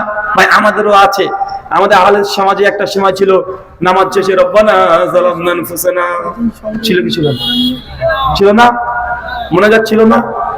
আহলে হাদিসরা যখন তদন্ত গবেষণা করে দেখছে যে না রে ভাই, এই মর্মে কোনো সহিহ তো দূরে কথা, কোনো জয়ীফ রিওয়ায়াত প্রমাণিত নাই যে ফরজ নামাজের পরে মুনাজাত করতে হবে, প্রথমে আহলে হাদিসরা এই বিষয়ে উপরে আলোচনা, ডিবেট, বিতর্ক, বাহাস, বই লেখালেখি করেছে কি করে নাই? কথা বলেন। তার মানে বোঝা গেল আহলে হাদিসরা কোন আমল নিজে করছে বলেই সেটা হক মনে করে না। দলিলের আলোকে যেটা হক সেইখানে আহলে হাদিসরা ফিরে যায়। যায় কি যায় না? আহলে হাদিসের কিছু কিছু উলেমা, সবাই না, একটা কথা প্রচার করেছিল 2008-9-10 এর দিকে, যে কালেমা লা ইলাহা ইল্লাল্লাহ মুহাম্মাদুর রাসূলুল্লাহ, একসঙ্গে বলা যাবে না। বলেছিল না ভাইজান? বলেছে কি বলে নাই? কেন? ওনাদের দাবি ছিল এই মর্মে কোন সহিহ সূত্রে কোন হাদিস পাওয়া যায় নাই, এই জন্য বলা যাবে না। কিন্তু পরবর্তী সময় যখন দেখা গেল যে না, এই মর্মে ডাইরেক্ট হাদিসের গ্রন্থে হাদিস মজুদ আছে, তার মধ্যে একটা ইমাম বাইহাকির কিতাব আসমা সিফাত হাদিস নম্বর 198, ইবনে আব্বাস বলছেন কালেমে তাকওয়া লা ইলাহা ইল্লাল্লাহ মুহাম্মাদুর রাসূলুল্লাহ ডাইরেক্ট আছে। সেই দিন থেকে হাদিসের ফতোয়া চেঞ্জ হয়েছে কি হয় নাই? হয়েছে না ভাইজান? তাহলে আমরা কি বুঝলাম? এতক্ষণ বিভিন্ন ফিকহ বিতর্কিত বিষয় আপনাকে বলে বুঝালাম এইটা, যে হক একটা জায়গাতে সীমাবদ্ধ থাকে না, হককে খুঁজে খুঁজে বের করতে হয়। তাই আপনি যদি মনে করেন যে না আমি এটাই থেকে শুধুমাত্র আমি থাকবো, এখান থেকে তুমি হক পাওয়া সম্ভব নয়। আল্লাহ সুবহানাহু ওয়া তাআলা তুমি বুঝা তৌফিক দান করে চলে পড়ে আমিন। শারমত শুধু কোথায় যে চলে গেলাম, আলোচ্য বিষয় যে বলে জান্নাতে ঘর পাওয়া যায়। চাচা, 3 জন ব্যক্তি জান্নাতে অলরেডি ঘর পেয়ে গেছে। কয়জন? আরো জোরে। আমি কোরআন হাদিসের ভান্ডার ঘেটে ঘেটে 3 জনের নাম পেয়েছি, আরো বেশি থাকতে পারে। তাই 3টে সহিহ সনদ আমি পেয়েছি যে 3 জন জান্নাতে অলরেডি ঘর পেয়ে গেছে, অথচ দুনিয়াতে তারা হাঁটাহাঁটি করে বেড়াচ্ছিল, মানে মারা যায়নি, কিন্তু আল্লাহ জান্নাতে যে ঘর পাবে এই ঘোষণা দিয়ে দিয়েছে। 3 জনের নাম কে বলতে পারবে? 1 জন 2 জন, আর কে পারবেন? দাঁড়ান, আগে হাত তোলেন। আপনারা 2 জন। কেন ফেসবুক হাফেজাহুল্লাহ থেকে কি এই প্রশ্ন উত্তর এর আগে শুনেছেন আপনি? চুপ, তাহলে বলা যাবে না। আপনি শুনেছেন এর আগে? ওটা প্রশ্ন নয়, মানে এর আগে আমি এই প্রশ্ন করে যে করেছি আপনি শুনেছেন? তাহলে হাত তোলেন কেন? না, যারা শোনেন নাই এখানে আমার চিটিংবাজি করেন না যেন আবার, যে শোনার পরে তো শুনেছি আমি হাত তুলি। যারা শুনেন নাই, 3 জন ব্যক্তি জান্নাতে আগে থেকে ঘর পেয়ে গেছে, কে নাম বলতে পারবেন? কি আপনি কি বক্তব্যের আগে শুনেছেন? তাহলে উঠেন, এক দেখি কি বলেন নাম? জান্নাতের অফুরন্ত নিয়ামত, মাশাআল্লাহ। ডক্টর কাবরুল ইসলাম স্যারের হাদিস ফাউন্ডেশন বাংলাদেশ ঢাকা থেকে ছাপানো, তাই তো? আহলে হাদিস আন্দোলন বাংলাদেশের তরফ থেকে প্রকাশ করা, ভালো বই, পড়বেন। যাই হোক, বলেন তো নাম। এক, ফেরাউনের স্ত্রী আসিয়া, আম্মা খাদিজা রাদিয়াল্লাহু তাআলা, এই গেল, সবই তো বলে দিবে মনে হচ্ছে। আর উমর বিন খাত্তাব, ঠিক বলেছে চাচা? ঠিক বলেছে। বেলালের নাম বলেনি যে? বলেছে। ফাতেমার নাম বলেনি যে? হ্যাঁ, এই গুগল করছেন না তো আবার? এখন বিশ্বাস নেই রে ভাই, কেন মানুষ এখন এত চালাক, মানে প্রশ্ন করলে আগে মানে গুগল করে, চ্যাট জিপিটি করে। কি করে? চ্যাট জিপিটি, মানে ডাইরেক্ট উত্তর দিয়ে দেয়। আছে না নাই? চাচা ঠিক বলেছে? কে চ্যালেঞ্জ করবেন ভুল বলেছে না ঠিক বলেছে? ঠিক বলেছে, মাশাআল্লাহ। বসেন, আলহামদুলিল্লাহ, ওনার উত্তর একদম 100% সঠিক হয়েছে। তাই সাধারণত এই উত্তরটা আমি যত জায়গাতে জিজ্ঞাসা করেছি সহজে কেউ বলতে পারেনি। উনি পড়েছেন আলহামদুলিল্লাহ, ডাইরেক্ট অ্যান্সার করে দিয়েছে। চাচা, 3 জন ব্যক্তি জান্নাতে ঘর পেয়ে গেছে অলরেডি, 3 জনের নাম বলেছে। এবার আপনারা বলতে পারবেন, আপনি কিন্তু শুনেছেন। দেখি এবার, হ্যাঁ কি বলছে? কান পর্যন্ত যায়নি, আলহামদুলিল্লাহ।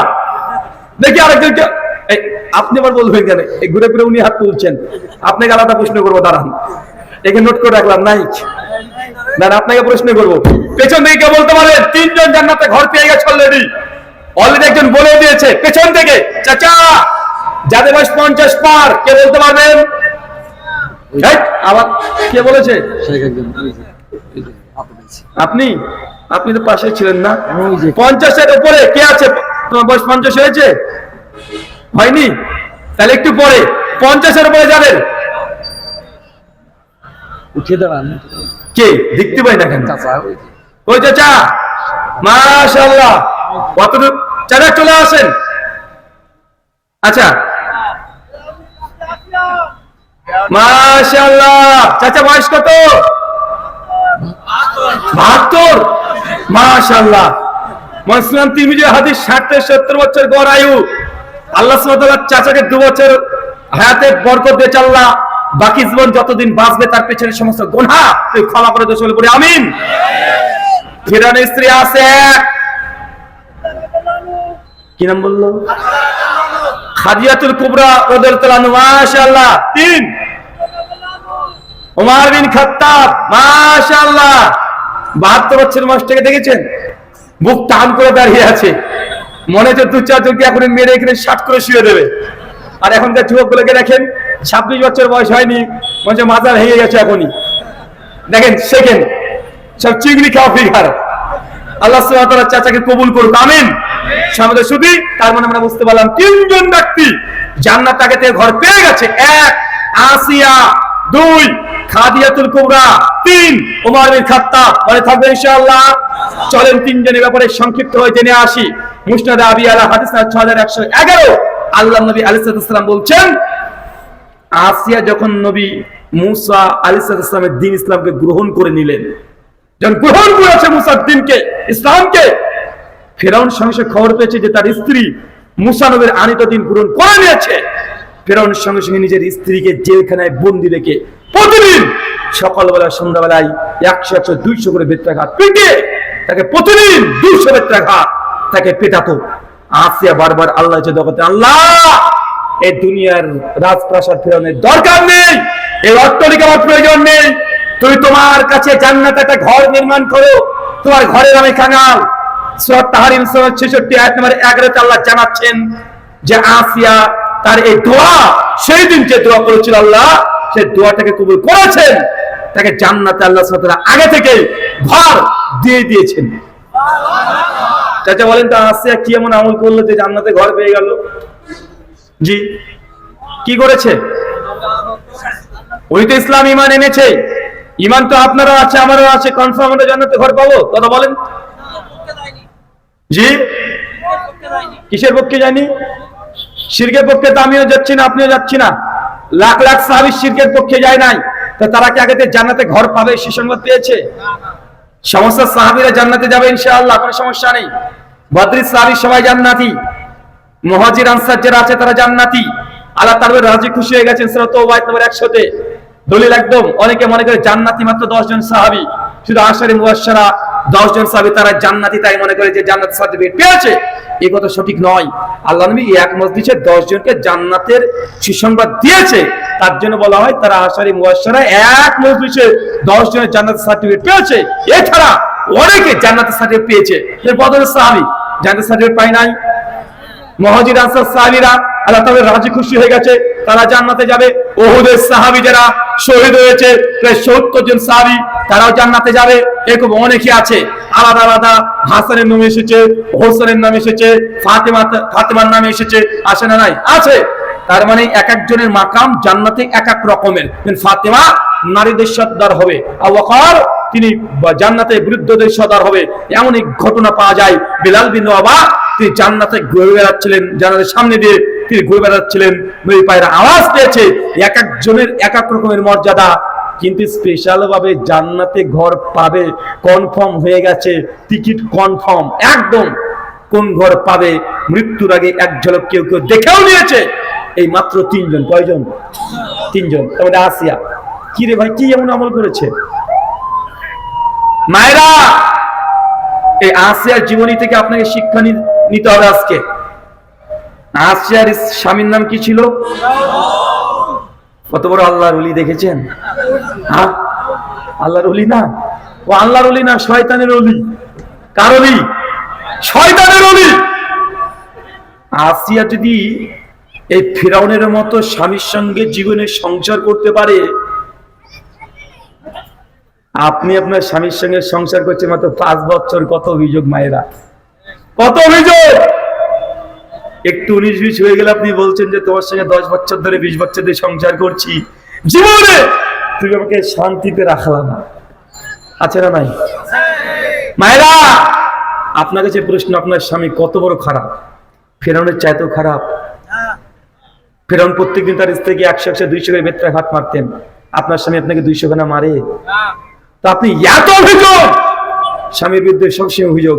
তার জন্য বলেছি আপনার স্বামীকে ফিরআউনের চাইতেও খারাপ। আসিয়া যদি ফিরআউনের ঘরে সংসার করতে পারে, আপনি তো সৌভাগ্যবান। আমি জানি ওই স্বামী আছে, এরাও বদ, পাকা খাটাস, আছে না নাই? এরাও আছে জানি। তারপরে মায়েদেরকে বলবো একটু সবর, একটু ধৈর্য ধারণ করেন। এই স্বামীর সংসার কত বছর করবেন? কত বছর করবেন? 20 বছর, 25 বছর, 25 বছর যদি কষ্ট করেন, কনফার্ম জান্নাতে যদি আপনার ঘর হয়ে যায়, আপনার আর কি দরকার আছে? কথা মনে বোঝা গেল না?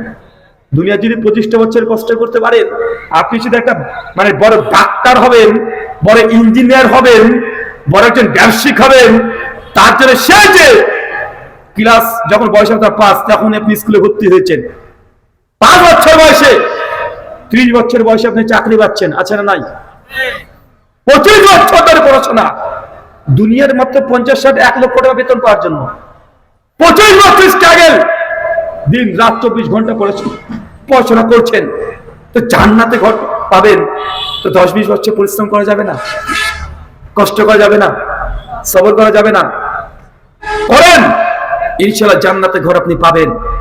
মায়েদেরকে বলি ধৈর্য, সবর এটা বেশি বেশি বাড়াতে হবে। মেয়েদের একটা কমন ডায়লগ যে আমি বলে তোমার সংসার করে গেলাম, অন্য করে মেয়ে যদি হতো না, কবে তোমার কাছ থেকে ত্যাগ করে চলে যেত? বলে কি বলে না? আচ্ছা, কার বউ বলেনি একটু হাত তোলেন তো? মানে এই কথা শুনেননি কে? যে তোমার মানে আমি বলে তোমার সংসার করে গেলাম, অন্য কোনো মেয়ে হলে না জীবনে তোমার সংসার করতে পারতো না। আমি একদিন আলোচনা করছি প্রশ্নোত্তর পর্বে, আমার যে প্রশ্ন এসেছে, হুজুর আমার স্ত্রী না হলে আমাকে কমপক্ষে 20 বারের উপরে এর জীবনে, মানে মাঝে মধ্যে বলে একটু ঝামেলা হলে, যে আমি বলে তোমার সংসার করে গেলাম, অন্য কোনো মেয়ে হলে না সংসার করতে পারতো না। তো বারবার আমার স্ত্রী আমাকে বলে, এখন কি করবো বলেন তো, স্ত্রীকে তালাক দেওয়া জায়েজ হবে? ওই প্রশ্ন করেছেন, আমি পরামর্শ দিয়ে বলেছি ভাই জানি এরকম যদি করে, স্ত্রী যখন এই কথা বলবে কানে কানে গিয়ে বলবেন যে একটা চান্স নিয়ে দেখবো নাকি। তোমার চ্যালেঞ্জ বারবার শুনছি যে তুমি বলে সংসার করলে অন্য কোনো মেয়ে আমার সঙ্গে সংসার করতে পারবে না, তো সমস্যা না একটা করে দেখি। তুমি দেখো পাশের ঘর থেকে দেখবা, তোমাকে তালাক দেবো না, তুমিও থাকো, তুমি দেখো তার একটা মেয়ের সঙ্গে আমি সংসার করতে পারছি কি পারছি না, চান্স দিয়ে দেখো। এই কথা বললেই দেখবেন জীবনে আর এই কথা আপনাকে বলবে না যে তোমায় আমি বলে তো সংসার করে গেলাম, বলে একবার অফার দাও না আমাকে, একবার দিয়ে দেখো আমি একটা প্রমাণ করতে পারি কি পারি না, দেখবেন জীবনে দেবে না। তাই মায়েদেরকে বলি 20 বছরের জীবন, এত অভিযোগ, প্রয়োজন নেই, সবর ধৈর্য ধারণ করে চলে। একটা সবরের নমুনা আপনাকে দেখাই।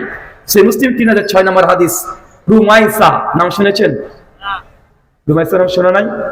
সে বুখারীর হাদিস, আল্লাহ নবী যখন মেরাজে গিয়েছিলেন, জান্নাতের সামনে দেখছে একটা মেয়ে হেঁটে হেঁটে ঘুরে বেড়াচ্ছে, জান্নাতে ঘুরে বেড়াচ্ছে একটা নারী।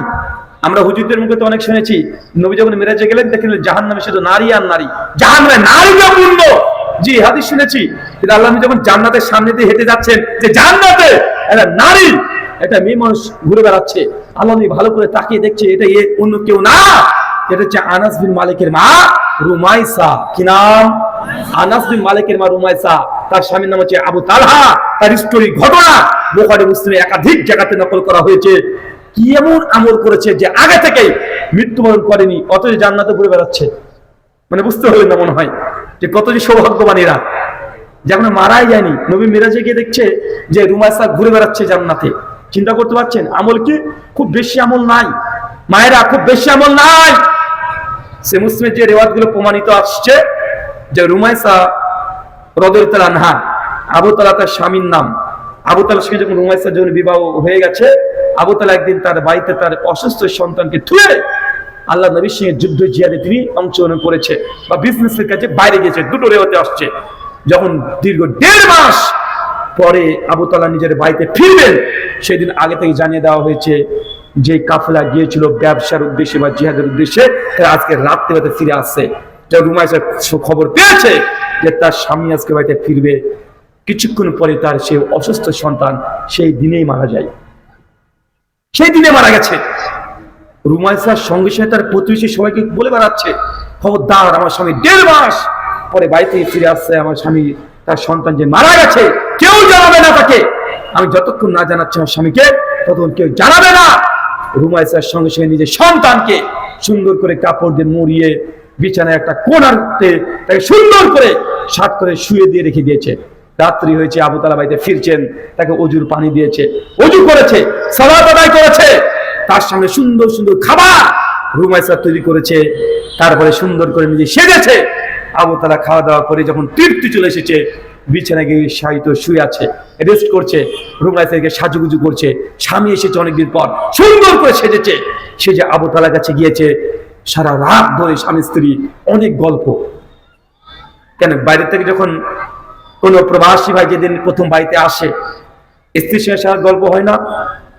সেই দিনটা একটা আলাদা মনে হয় না? রুমাইসা জানছে যে আজকে যদি আমার স্বামী বা আমার সন্তান মারা গেছে কথা বলি, 1.5 মাস পর স্বামী বাড়িতে ফিরছে, তাহলে এই আঘাত সে সহ্য করতে পারবে না। রুমাইসার সঙ্গে সে তার সঙ্গে শায়িত হয়েছে, সারা রাত গল্প। একটা পর্যায়ে স্বামী স্ত্রীর সঙ্গে যা ঘটে সেগুলো ঘটেছে।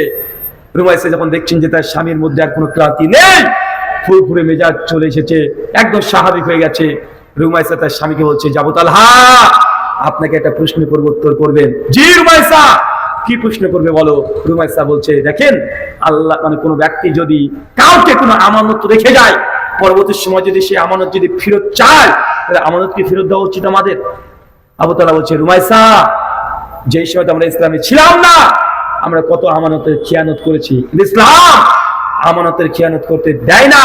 বরং তোমাকে যদি কেউ আমানত রেখে যায়, যখনই চাইবে তবে সংসার ফেরত দিবে। রুমাইসার সংসার চট করে বলছে, আবু তালহা আপনি সবর করেন, আপনি ধৈর্য ধারণ করেন। আমাদের যে সন্তান ছিল, আপনার যে সন্তান আজকে সকালবেলায় মৃত্যুবরণ করেছে, আল্লাহর জিম্মাতে চলে গেছে। আল্লাহ আমাদের যে আমানত দিয়েছিল, সে আমানত আল্লাহ তার কাছে নিয়ে নিয়েছে। সন্তান তো আল্লাহ, আল্লাহ তার নিজের জিম্মায় নিয়ে নিয়েছে। আপনি সবর ধৈর্য ধারণ করেন। আবু তালহা চট করে বিছানা থেকে লাফ দিয়ে উঠে বলে, কি বলছো তুমি? আমার সন্তান মারা গেছে মানে? তুই এতক্ষণ বলো নাই? সঙ্গে সঙ্গে আবু তালহা ছুটে গিয়ে সন্তানের কাছে গিয়ে, তুই সন্তানকে দেখছি সত্যি মারা গেছে, একদম চাদর দিয়ে ঢাকা আছে। যখন ফজরের আজান হচ্ছে, তিনি ছুটে চলে গেছেন রাসূলুল্লাহর কাছে, ইয়া রাসূলুল্লাহ আজকে আমার স্ত্রীর সঙ্গে এই ঘটনা ঘটেছে, রুমাইসা এই ঘটনায় কাণ্ড আমার সঙ্গে করেছে, আমি এখন কি করতে পারি আপনি বলেন? আল্লাহর নবী বলছেন, আবু তালহা তোমাদের এই রাতকে আল্লাহ এমন ভাবে আসমানে কবুল করে নিয়েছে, এত খুশি হয়ে গেছে আল্লাহ, তোমার এই রাতটাকে আল্লাহ কবুল করে নিয়েছে। আল্লাহ নবী শুধু এই কথাটুকু বলেছেন। ইমাম হাজার আসকালানী ফাতুল বারীর মধ্যে আরো সনদ নিয়ে এসে হাদিস নিয়ে আসছে যে এরপরে রুমাইসার গর্ভে যে সন্তান হয়েছিল, সেই দিনের বাসরে ওই সন্তান পর পর 7খানা, কেউ বলছে 3 জন কোরআনের হাফেজ হয়েছে, শ্রেষ্ঠ আলেম দ্বীন।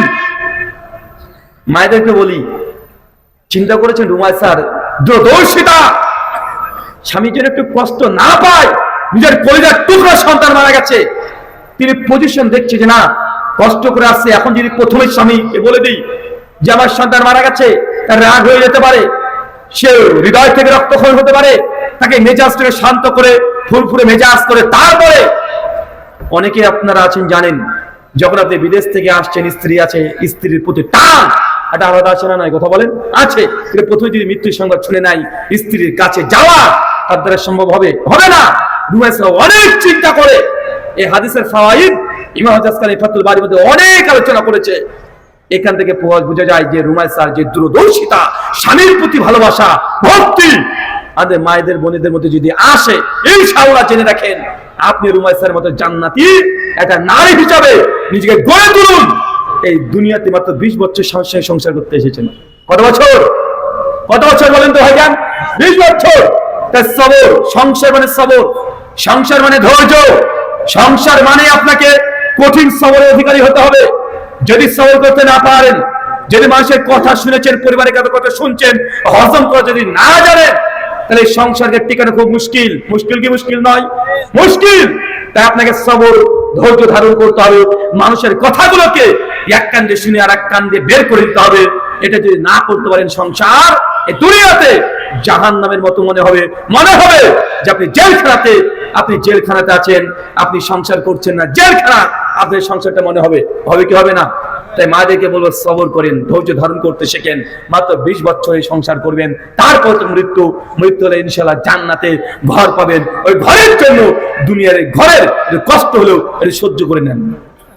2 খাদিজাতুল কুবরা, কি বললাম না? চলে শেষে মাশাআল্লাহ। সত্যি কখন আসবে? 11টার একটু আগে। ওকে জি। 2 নাম্বার, খাদিজা 3 নম্বর ওমর ইবনুল খাত্তাব। তাদের ব্যাপারে বিস্তীর্ণ আলোচনা করলাম না। আমি 4টে আমল বলি, যে আমলগুলো করলে জান্নাত আপনি ঘর পাবেন। নেবেন? কে কে আমল করবেন বলেন? করবেন তো ইনশাআল্লাহ? কয়খানা আমলের কথা বলবো? 4খানা। এই 4টা আমল করলে আপনি জান্নাতে আগে থেকে ঘর পেয়ে যাবেন, এই আশা করতে পারেন, কেননা আল্লাহর নবী বলেছেন। জি, জান্নাতে ঘর নেই যদি বলি না, মুসলমান তো হুজুর জান দেব কিন্তু মাল দেব না। হ্যাঁ, ওই কমিটির ছেলেরা আছে? হ্যাঁ, কমিটির ছেলেরা আছে না? বৈঠকে দান উঠবে, রেডি? জান্নাতে ঘর ইনশাআল্লাহ। পকেটে হাত। কি রে, কি বললাম? জান্নাতে ঘর নেবেন না?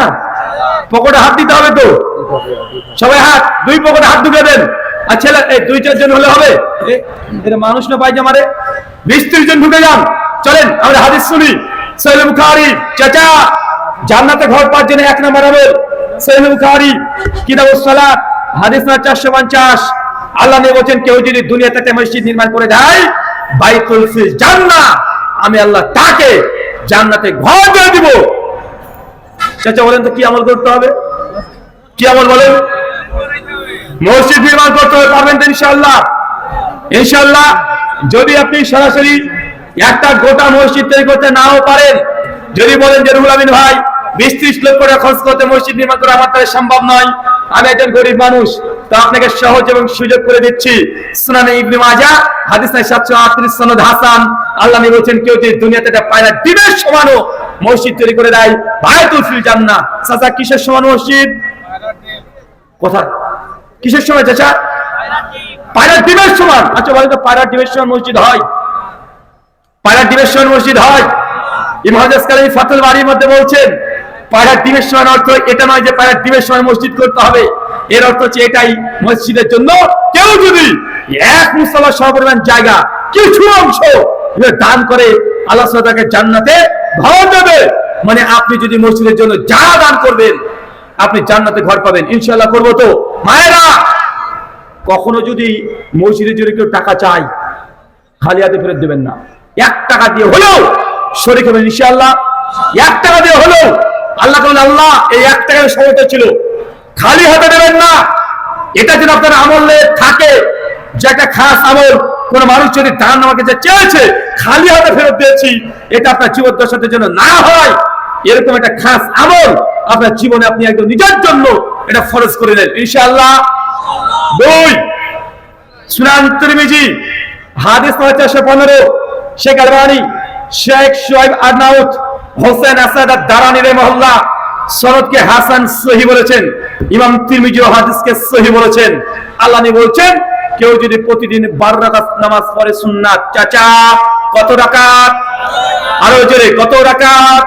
12 রাকাত যদি সুন্নাত নামাজ পড়ে, আল্লাহ নবী বলেন, বাইতুল ফিল জান্নাহ, আমি আল্লাহ তাকে জান্নাতে ঘর দিয়ে দেব। পড়া যাবে তো ইনশাআল্লাহ 12 রাকাত। মায়েরা, 12 রাকাত সুন্নাত কিভাবে পড়বেন? জোহরের আগে 4, পরে 2, মাগরিবের পরে 2, ইশার পরে 2, ফজরের আগে 2। জি হুজুর, জামাত চলছিল, মসজিদে ঢুকেছি, সুন্নাত 2 রাকাত পড়ার সময় পায় নাই, কি করব? ফরজ নামাজে দাঁড়িয়ে যান, সালাম ফিরিয়ে সঙ্গে সঙ্গে 2 রাকাত নামাজ পড়ে নেবেন। সুনান আবু দাউদ তিরমিজির হাদিস।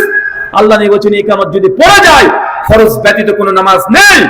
একজন সাহাবী, আল্লাহ নবী দেখছেন যে ফরজ নামাজের পরে 2 রাকাত নামাজ পড়ছে। আল্লাহ নবী বলছেন যে কি ব্যাপার, ফজরের নামাজ কি 4 রাকাত হয়ে গেল? সাহাবী বলেন, না আল্লাহ নবী, আমি সুন্নাত নামাজ পড়তে পারি নাই, বিদায় এখন পড়ছি। আল্লাহ নবী তাকে কোনো অভিযোগ দেয় নাই, মৌন সম্মতি। তার মানে টোটাল 12 রাকাত নামাজ পড়তে হবে। সুন্নাত কত রাকাত? চাচা, বয়স 60 বছর হয়ে যাচ্ছে, আপনার এই সুন্নাত এখন আপনি পালন করেন না। সহিহ বুখারী হাদিস 731। আল্লাহ নবী বলেন, সুন্নাত আর নফল নামাজ পুরুষ মানুষের জন্য মসজিদের চাইতে বাড়িতে উত্তম। কোথায় উত্তম? সুন্নাত নামাজ কোথায় উত্তম? বাড়িতে উত্তম। চাচা, আপনি সুন্নাত নামাজ কোথায় পড়েন? কেন? ওযু কোথায় করেন? কেন? বাড়িতে পানি নেই? পানি নাই বাড়িতে? ওযু করার জায়গা নেই, তো মসজিদে কেন ওযু হবে? আপনাদের সুন্নাত নামাজ পড়তেই হবে, পড়তে হবে না? অজু তো করতে হবে, তো আপনি বাড়ি থেকে মসজিদে অজু না করে কেন যাচ্ছেন? আল্লাহ নবী বলছেন, সহিহ বুখারী 731 নম্বর হাদিস, পুরুষ মানুষের জন্য নফল সুন্নাত নামাজ মসজিদের চাইতে বাড়িতে উত্তম। আজ থেকে সুন্নাত নফল নামাজ বাড়িতে প্র্যাকটিস করতে হবে। কি কথা বলেন চাচা? কোথায় সুন্নাত নফল নামাজ কোথায় হবে? মসজিদে পড়া না জায়েজ, হারাম নয়, জায়েজ। ভালো কোনটা? নবী পড়তেন কোনটা? নবীর সুন্নাতের প্রতি আমল করলে কোথায় থাকবেন? কার সঙ্গে? তাহলে আপনি এই আমলটা কে করবে? কে করবে আমল? এবার আপনাকেই করতে হবে। ফরজ ব্যতীত অন্য সালাত যেন মসজিদে না হয়। আলাসের মধ্যে দেখো এই সুন্নাত আজকে বিলুপ্ত। তাবরানী আসাদ হাদিস আল্লাহ নবী পরিষ্কার বলে দিয়েছেন, কোন ব্যক্তি যদি এটা মৃত সুন্নাতকে জীবন্ত করে তাহলে 50 জন শহীদের সমপরিমাণ মর্যাদা আল্লাহ আপনার আমলনামায় লিখে দিবেন। এখন নফল সুন্নাত নামাজ যে বাড়িতে পড়তে হয়, সুন্নাত কি মানে তাজা না মরা? বলেন, এটা মারা গেছে এই সুন্নাত, মারা যায় নাই? মারা গেছে সবাই, আর মসজিদে পড়ছি সেই সুন্নাত নফল নামাজ। জি, আজকে বাড়িতে এই সুন্নাতকে আপনাকে শুরু করতে হবে। 3 নম্বর আমল। কয় নম্বর? 3 নম্বর আমল। সুনান দারিমি হাদিস নাম্বার 435, শেখ আলবানী সহিহুল জামির মধ্যে সনদকে সহিহ বলেছেন। শেখ আরনাউত রাহিমাহুল্লাহ সনদের মধ্যে দুর্বলতা কিছুটা আছে, তিনি এই কথা বলেছেন। শেখ আলবানী দুটো মুতাবায়াত নিয়ে সে সনদকে হাসান লি গয়রি বলেছেন। আল্লাহ নবী বলছেন, কোন ব্যক্তি যদি প্রত্যেকদিন 10 বার, কতবার চাচা, কতবার? 10 বার সূরাতুল ইখলাস, কোন সূরা? সূরা ইখলাস পাঠ করে বাইতুল ফিল জান্নাহ, তার জন্য জান্নাতে ঘর দেওয়া হবে। চাচা কোন সূরা? সূরা ইখলাস জানা আছে? না বাবা জানা নেই। চাচা আপনার জানা আছে, নাম মনে নেই। কোন সূরা? কোন সূরা? কুল হুয়াল্লাহু আহাদ, বলো তিনি আল্লাহ এক এবং দ্বিতীয়। আল্লাহুস সামাদ, তিনি আল্লাহ কাহার মুখাপেক্ষী নন। লাম ইয়ালিদ ওয়া লাম ইউলাদ, আল্লাহ সুবহানাহু ওয়া তাআলা তিনি কোনো সন্তান জন্ম দেন নাই, তিনিও কাহার সন্তান না। ওয়া লাম ইয়াকুল্লাহু কুফুয়ান আহাদ, তিনি আল্লাহ তার সমতুল্য কেউ নেই। এই সূরা ইখলাস যদি 10 বার প্রতিদিন পাঠ করেন, বাইতুল ফিল জান্নাহ, জান্নাতে আপনি স্পেশাল একটা ঘর পাবেন। মায়েরা, হুজুর হায়েজ অবস্থায় আছি, মেন্স ঋতুস্রাব রজস্রাব অবস্থায় আছি, মেনস্ট্রুয়েশন অবস্থায় আছি, সেই দিন 3 দিন 4 দিন 5 দিন সেই দিনও কি সূরাতুল ইখলাস পড়তে হবে না বন্ধ রাখবো? জি, এই 3 দিন 4 দিন 5 দিন যে কদিন আছে ওই দিনও সূরা ইখলাস আপনি পড়তে পারবেন। সেই দিন কোরআন মাজিদকে টাচ করতে পারবেন না। গোসল যদি ফরজ হয় বা হায়েজ নিসফাস অবস্থায় থাকলে কোরআনকে টাচ করা হারাম। কি কথা বলেন? নামাজ পড়া হারাম, সিয়াম রোজা রাখা যাবে না, হজের তাওয়াফ করা যাবে না, হজ উমরা এই কাজগুলো নাজায়েজ। কিন্তু মাথায় যদি কোরআন মাজিদ মুখস্থ থাকে, দোয়া তাসবিহ তাহলিল জিকির আজকার যদি মুখস্থ থাকে, এর কয়দিন আপনি তাসবিহ তাহলিল জিকির আজকার কোরআন মাজিদের কিছু কিছু আয়াতের অংশ বিশেষ আপনি জিকির আজকার হিসেবে পাঠ করতে পারবেন। তাই এই 3-4 দিন যে অবস্থায় থাকেন না কেন আপনি পড়তে পারবেন। হুজুর ব্যস্ত, আমি পড়তে পারি না, রান্না করছেন, সবজি কাটছেন, পড়তে পারবেন, সমস্যা নেই। থালা বাসন মাজছেন, তবুও পড়তে পারবেন। বেচা কেনা করছেন, দোকানে আছেন, তবুও পড়তে পারবেন। গাড়ি চালাচ্ছেন, তবুও পড়তে পারবেন। গাড়ি খাওয়া শিগগিরি করছেন, তবুও আপনি পড়তে পারবেন। মাছ ধরছেন, তবুও পড়তে পারবেন, সমস্যা নেই। আপনাকে 24 ঘন্টায় নির্দিষ্ট কোনো সময় নেই, যে কোনো সময় 10 বার সূরাতুল ইখলাস পাঠ করবেন, বাইতুল ফিল জান্নাহ, আপনার জন্য জান্নাতে আল্লাহ স্পেশাল একটা ঘর দিয়ে দিবে। আল্লাহ সুবহানাহু ওয়া তাআলা তুমি কবুল করো, আমিন। আল্লাহ, যে 3টি আমরা আমলের কথা আজকে আমরা শুনলাম, আমাদের 3টি আমলের বরকতে আমাদেরকে তুমি জান্নাতে একটা ঘর পাওয়ার মতো তৌফিক দান করে, সকলে বলি আমিন। শেখ কি আসবে না প্রশ্নোত্তর আমি করবো? আচ্ছা নেন, 4 নম্বরটা বলবো, আর একটা শুনবে বলছেন ভাই। টোটালি 1 ডজন আছে, 3টে বললাম যে 3টে আপনারা করতে পারেন, বেশি বলে যদি না পারেন। আচ্ছা বলে দিই, সুনান তিরমিজি হাদিস 478, ফজরের নামাজ পড়েছেন, মাঝখানে কথাবার্তা কোনো কিছু বলেননি, জায় নামাজ থেকে নরে রুমি এবং দোয়া তাসবিহ তাহলিল জিকির আজকার কোরআন মাজিদ পাঠ এগুলোর মধ্যে ব্যস্ত ছিলেন। সূর্য একটু উদিত হয়েছে, এরপরে কি ওয়াক্ত আসছে? সেটা ইশরাকের সালাত। কেউ যদি 4 রাকাত পড়ে বাইতুল ফিল জান্নাহ, তার জন্য জান্নাতে ঘর আছে। আর নেবেন 5 নাম্বার, সুনান আবু দাউদ 4800 নম্বর হাদিস। আপনি হক জানার পরে যদি দুনিয়াবি বিতর্ক থেকে নিজেকে হেফাজত করেন, বাইতুল ফিল জান্নাহ, জান্নাতে আপনি ঘর পাবেন। কথা বলা বুঝতে পারলেন না? মানে এই জমিটা আপনার এক হাত পাশের বাড়িওয়ালা দখল করে নিয়েছে, আপনি জানেন যে এখন যদি কথা বলতে যে ঝামেলা হবে, কিন্তু পরবর্তী সময় ঠিক যখন আমি নিয়ে মাপবো আমার ঠিক হয়ে যাবে, তো ফালতু বিতর্ক করে লাভ নেই। যা তুই যা করছিস কর, ছেড়ে দিয়েছেন, বিতর্ক থেকে দূরে থাকবেন, বাইতুল ফিল জান্নাহ, জান্নাতে ঘর পাবেন। কথা বুঝতে পারলেন?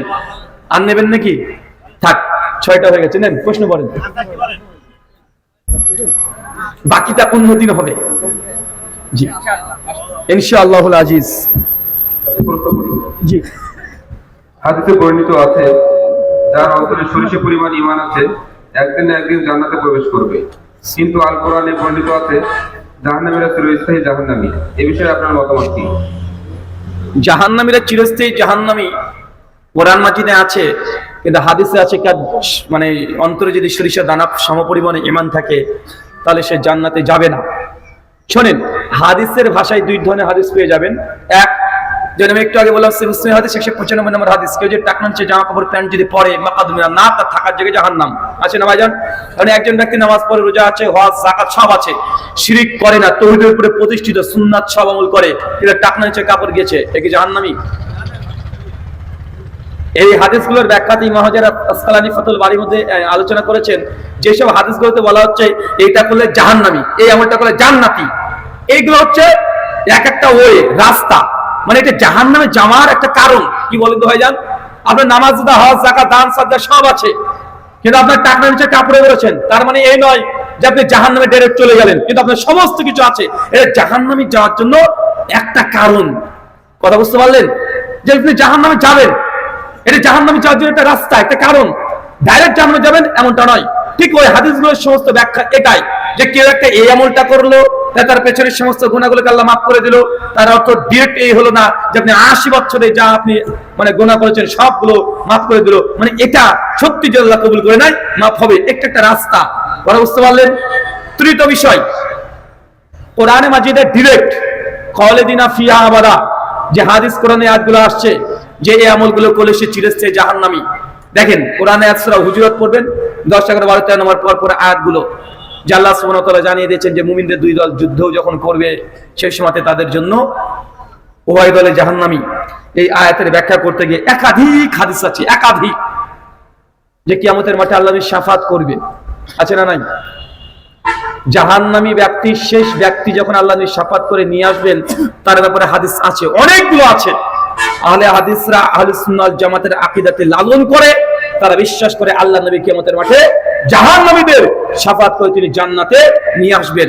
সহিহ বুখারী 7411 নম্বর হাদিস, আল্লাহ নবী বলেন কিয়ামতের মাঠে প্রত্যেক নবীরা সিজদারত অবস্থায় পড়ে থাকবে অজ্ঞান হয়ে, আমি উঠবো, আল্লাহ বলবে হে নবী আপনি আজকে চান, যা চাইবেন তাই পাবেন।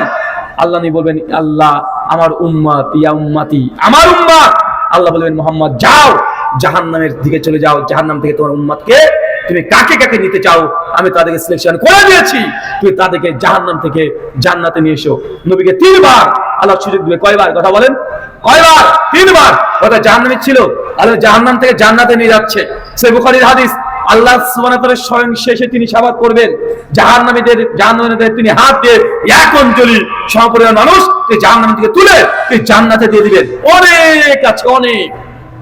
আল্লাহ নবী শাফাত করবেন, আল্লাহ শাফাত করবেন, নেককার পরহেজগার ব্যক্তিরা শাফাত করবেন, সিয়াম রোজা শাফাত করবেন কিয়ামতের মাঠে, আপনার কোরআনুল কারীম শাফাত করবেন। অনেক জাহান্নামীরা জান্নাতি হবে। তবে জাহান্নামী শুধুমাত্র 3 ক্যাটাগরির মানুষ হয়। এক, একদম আকীদাতুল মুনাফিক। কি বললাম? আকীদাতুল মুনাফিক। মুনাফিকের কোয়ালিটি 2টা। কয়টা? একটা আকীদাতান, একটা আমলগত। ওই যে কিছু কিছু হাদিস আছে দেখবেন যে ফজরে আর ইশাতে জামাতে শামিল হলো না সে মুনাফিক, যে মিথ্যা কথা বলে সে হলো মুনাফিক, কিন্তু নামাজ, রোজা, হজ, যাকাত সব আছে কিন্তু মাঝে মানে মিথ্যা কথা বলে দেয়। এটা কি মুনাফিকের আলামত না? তো এটা কি আমলগত মুনাফিক? এই মুনাফিক চিরস্থায়ী জাহান্নামী নয়। কথা বুঝতে পারলেন? যে আকীদাতুল মুনাফিক, ঈমান আনে নাই, তাহলে মুনাফিকি করছে, আছে না নাই? কথা বলেন। অনেক মুসলমান মানে মুসলমান নামাজ পড়ছে, আবার ইসলামের বিরুদ্ধে মানে তীব্র ষড়যন্ত্র নিন্দা করে, আছে না নাই? তো আকীদাতুল মুনাফিক যে সে চিরস্থায়ী জাহান্নামী। গুনাহ কাবিরা করলে, শুধুমাত্র গুনাহ কাবিরা যে করেছে, এই ব্যাপারে আহলে সুন্নাহর স্পষ্ট আকীদা যে গুনাহ কাবিরা করলে সে ব্যক্তি ডাইরেক্ট কাফির হয়ে যায় না। কথা বুঝতে পারলেন? সে আমলগত কুফরি করেছে, তবে আকীদাতান সে নামাজ হজ যাকাত কালামকে স্বীকার করে এখনো মুমিন আছে। এটা আহলুস সুন্নাহ ওয়াল জামাতের আকীদা। 3, যে ব্যক্তি মুরতাদ হয়ে গেছে চিরস্থায়ী জাহান্নামী, একদম ডিরেক্ট অমুসলিম মুশরিক, তার চিরস্থায়ী জাহান্নামী। এই কয়টা ক্যাটাগরির এরা চিরস্থায়ী জাহান্নামী। আর মুমিন যে কালেমা বই মুসলিম, মাঝে নামাজ পড়ে, নামাজ ছেড়ে দেয়, এই ব্যাপারে শুধু শেখ সাল্লাল্লাহু আলাইহি ওয়াসাল্লাম ইখতিলাফ করেছে যে তারা জান্নাতে যাবে, তবে মানুষ তাকে জাহান্নামে হয়েছে যখন জান্নাতে প্রবেশ করবে তখন জাহান্নামী বলে ডাকবে। শুকরান।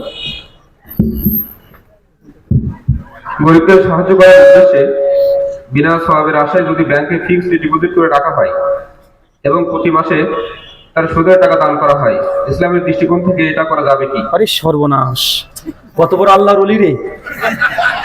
মানে একদম পরিকল্পিত ভাবে আমার 5 লক্ষ টাকা সে ব্যাংকে রেখে দেবো, মাসে মাসে 10,000 আসবে, পরিকল্পিত ভাবে সেটাকে আবার আপনি গরিব মানুষকে বন্টন করে দিবেন না ভাই। তাআওয়ানু বিররি ওয়াত তাকওয়া, সূরা মাইদা 2 এর মধ্যম অংশ, সৎ কাজে সহযোগিতা করবেন। তার মানে এই নয় যেটা হারাম ওই হারামে যাবেন না। কি বললাম, কথা বলেন, হারামে যাবেন না, যেটা বাধ্য তখন আপনি যাবেন। মানে ব্যাংকিং সিস্টেমের সঙ্গে আপনার আচরণ হবে কিসের মতো বলেন তো? হসপিটালের মতো। কিসের? হসপিটাল শক করে যান, এই একটু রিল্যাক্স করে আসি, চল যাই, একটু বেডে যাই, একটু শুয়ে আসি, এই করতে যান, বিপদে পড়ে হসপিটাল যেতে হয় না। তো মুসলিমদের সঙ্গে এই প্রচলিত সুযুক্ত অর্থনীতি, ব্যাংকিং ব্যবস্থা, ইন্টারেস্ট, এর সঙ্গে আপনাদের মানে কাজ হবে ঔষধের মতো। কিসের মতো? ঔষধ।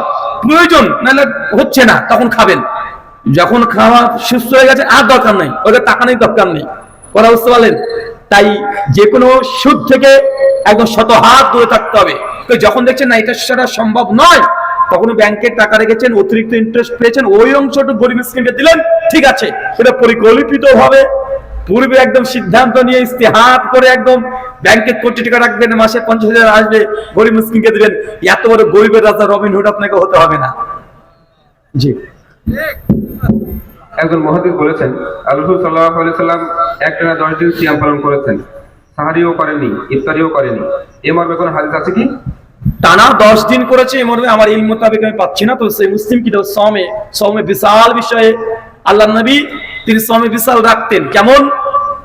যে তিনি আজকে সাহরি করলেন না, না করে পরের দিন ইফতার করে, আবার সাহরি না করে ইফতার, এইভাবে কয়েকটা সওমে বিশাল আছে।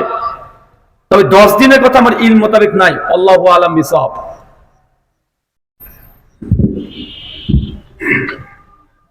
মুসলিম উম্মাহর বিভক্তির কারণ কি? মুসলিম উম্মাহর বিভক্তির কারণ কি? সূরা আলী ইমরান সূরা 3 আয়াত নম্বর 103, ওয়া তাসিমু বিহাবলিল্লাহি জামিআও ওয়া লা তাফাররাকু, তোমরা আল্লাহর রজ্জু আঁকড়ে ধরো, পরস্পর বিচ্ছিন্ন হও না। আল্লাহ জানিয়ে দিয়েছেন আল্লাহর রজ্জু হচ্ছে কোরআন হাদিস। এই কোরআন হাদিস যারা ধরে আছে এরা মূল স্ট্রিম, যারা কোরআন সুন্নাহ ছেড়ে দিয়েছে তারা তাফাররাক হয়ে গেছে। মুসলিম উম্মাহর মতভেদের মূল কারণ যদি হতে হয়, তো আমি আপনাকে আগে আলোচনার মধ্যে ইঙ্গিত দিয়ে দিয়েছি যে কোরআন সুন্নাহ এর ফাহাম, এই ফাহাম বোঝার জন্য নির্দিষ্ট একটা ব্যক্তিকেই শিরোধার্য করে নেওয়া, এটা যে সব চাইতে মুসলিম উম্মাহর বিভক্তির বড় কারণ। কথা বুঝতে পারলেন না ভাইজান? আমাদের তাবলিগ জামাত ভাইরা আছে, তাবলিগ জামাত ভাইরা আছে না ভাইজান? তাবলিগ জামাত আমাদেরকে অনেকে প্রশ্ন করে যে রুল ভাই তাবলিগ করা যাবে কি যাবে না, তাবলিগ জামাতে যোগ দেওয়া যাবে কি যাবে না। আমরা যদি একটু কথা বলি তখন অনেকে রেগে যায়, রেগে গিয়ে বলে যে আহলে হাদিসরা তাবলিগের বিরোধিতা করছে, মানে এরা দিন প্রচারের কাজ হোক এটা মানে চায় না। এ কথা বলে কি বলে না? কথা বলে ভাইজান। জি, অনেকে বলে। আমি একটা কথা বলি ভাইজান, দেখেন আমার সাদা মনে কাদা নাই, আমি আপনাদেরকে ভালোবাসি, সম্মান করি, শ্রদ্ধা করি। আমি কখনো এই কথা বলিনি যে তাবলিগ করা যাবে না। আমি বলেছি এটা যে স্বয়ং তাবলিগ জামাতের মধ্যে দুটো জামাত আছে, একটা সাতপন্থী, একটা জুবারপন্থী, আছে না নাই? সাতপন্থী জুবারপন্থীকে বলছে গোমরা পথভ্রষ্ট, আর জুবারপন্থীরা সাতপন্থীকে বলছে গোমরা পথভ্রষ্ট। বলছে কি বলছে না? কথা বলেন। সাতপন্থী জুবারপন্থীকে গোমরা বলছে, জুবারপন্থী সাতপন্থীকে মানে গোমরা বলছে। আর সাতপন্থী জুবারপন্থী দুটো তাবলিগ জামাতের শাখা থেকে বেরিয়ে এসেছে না ভাইজান?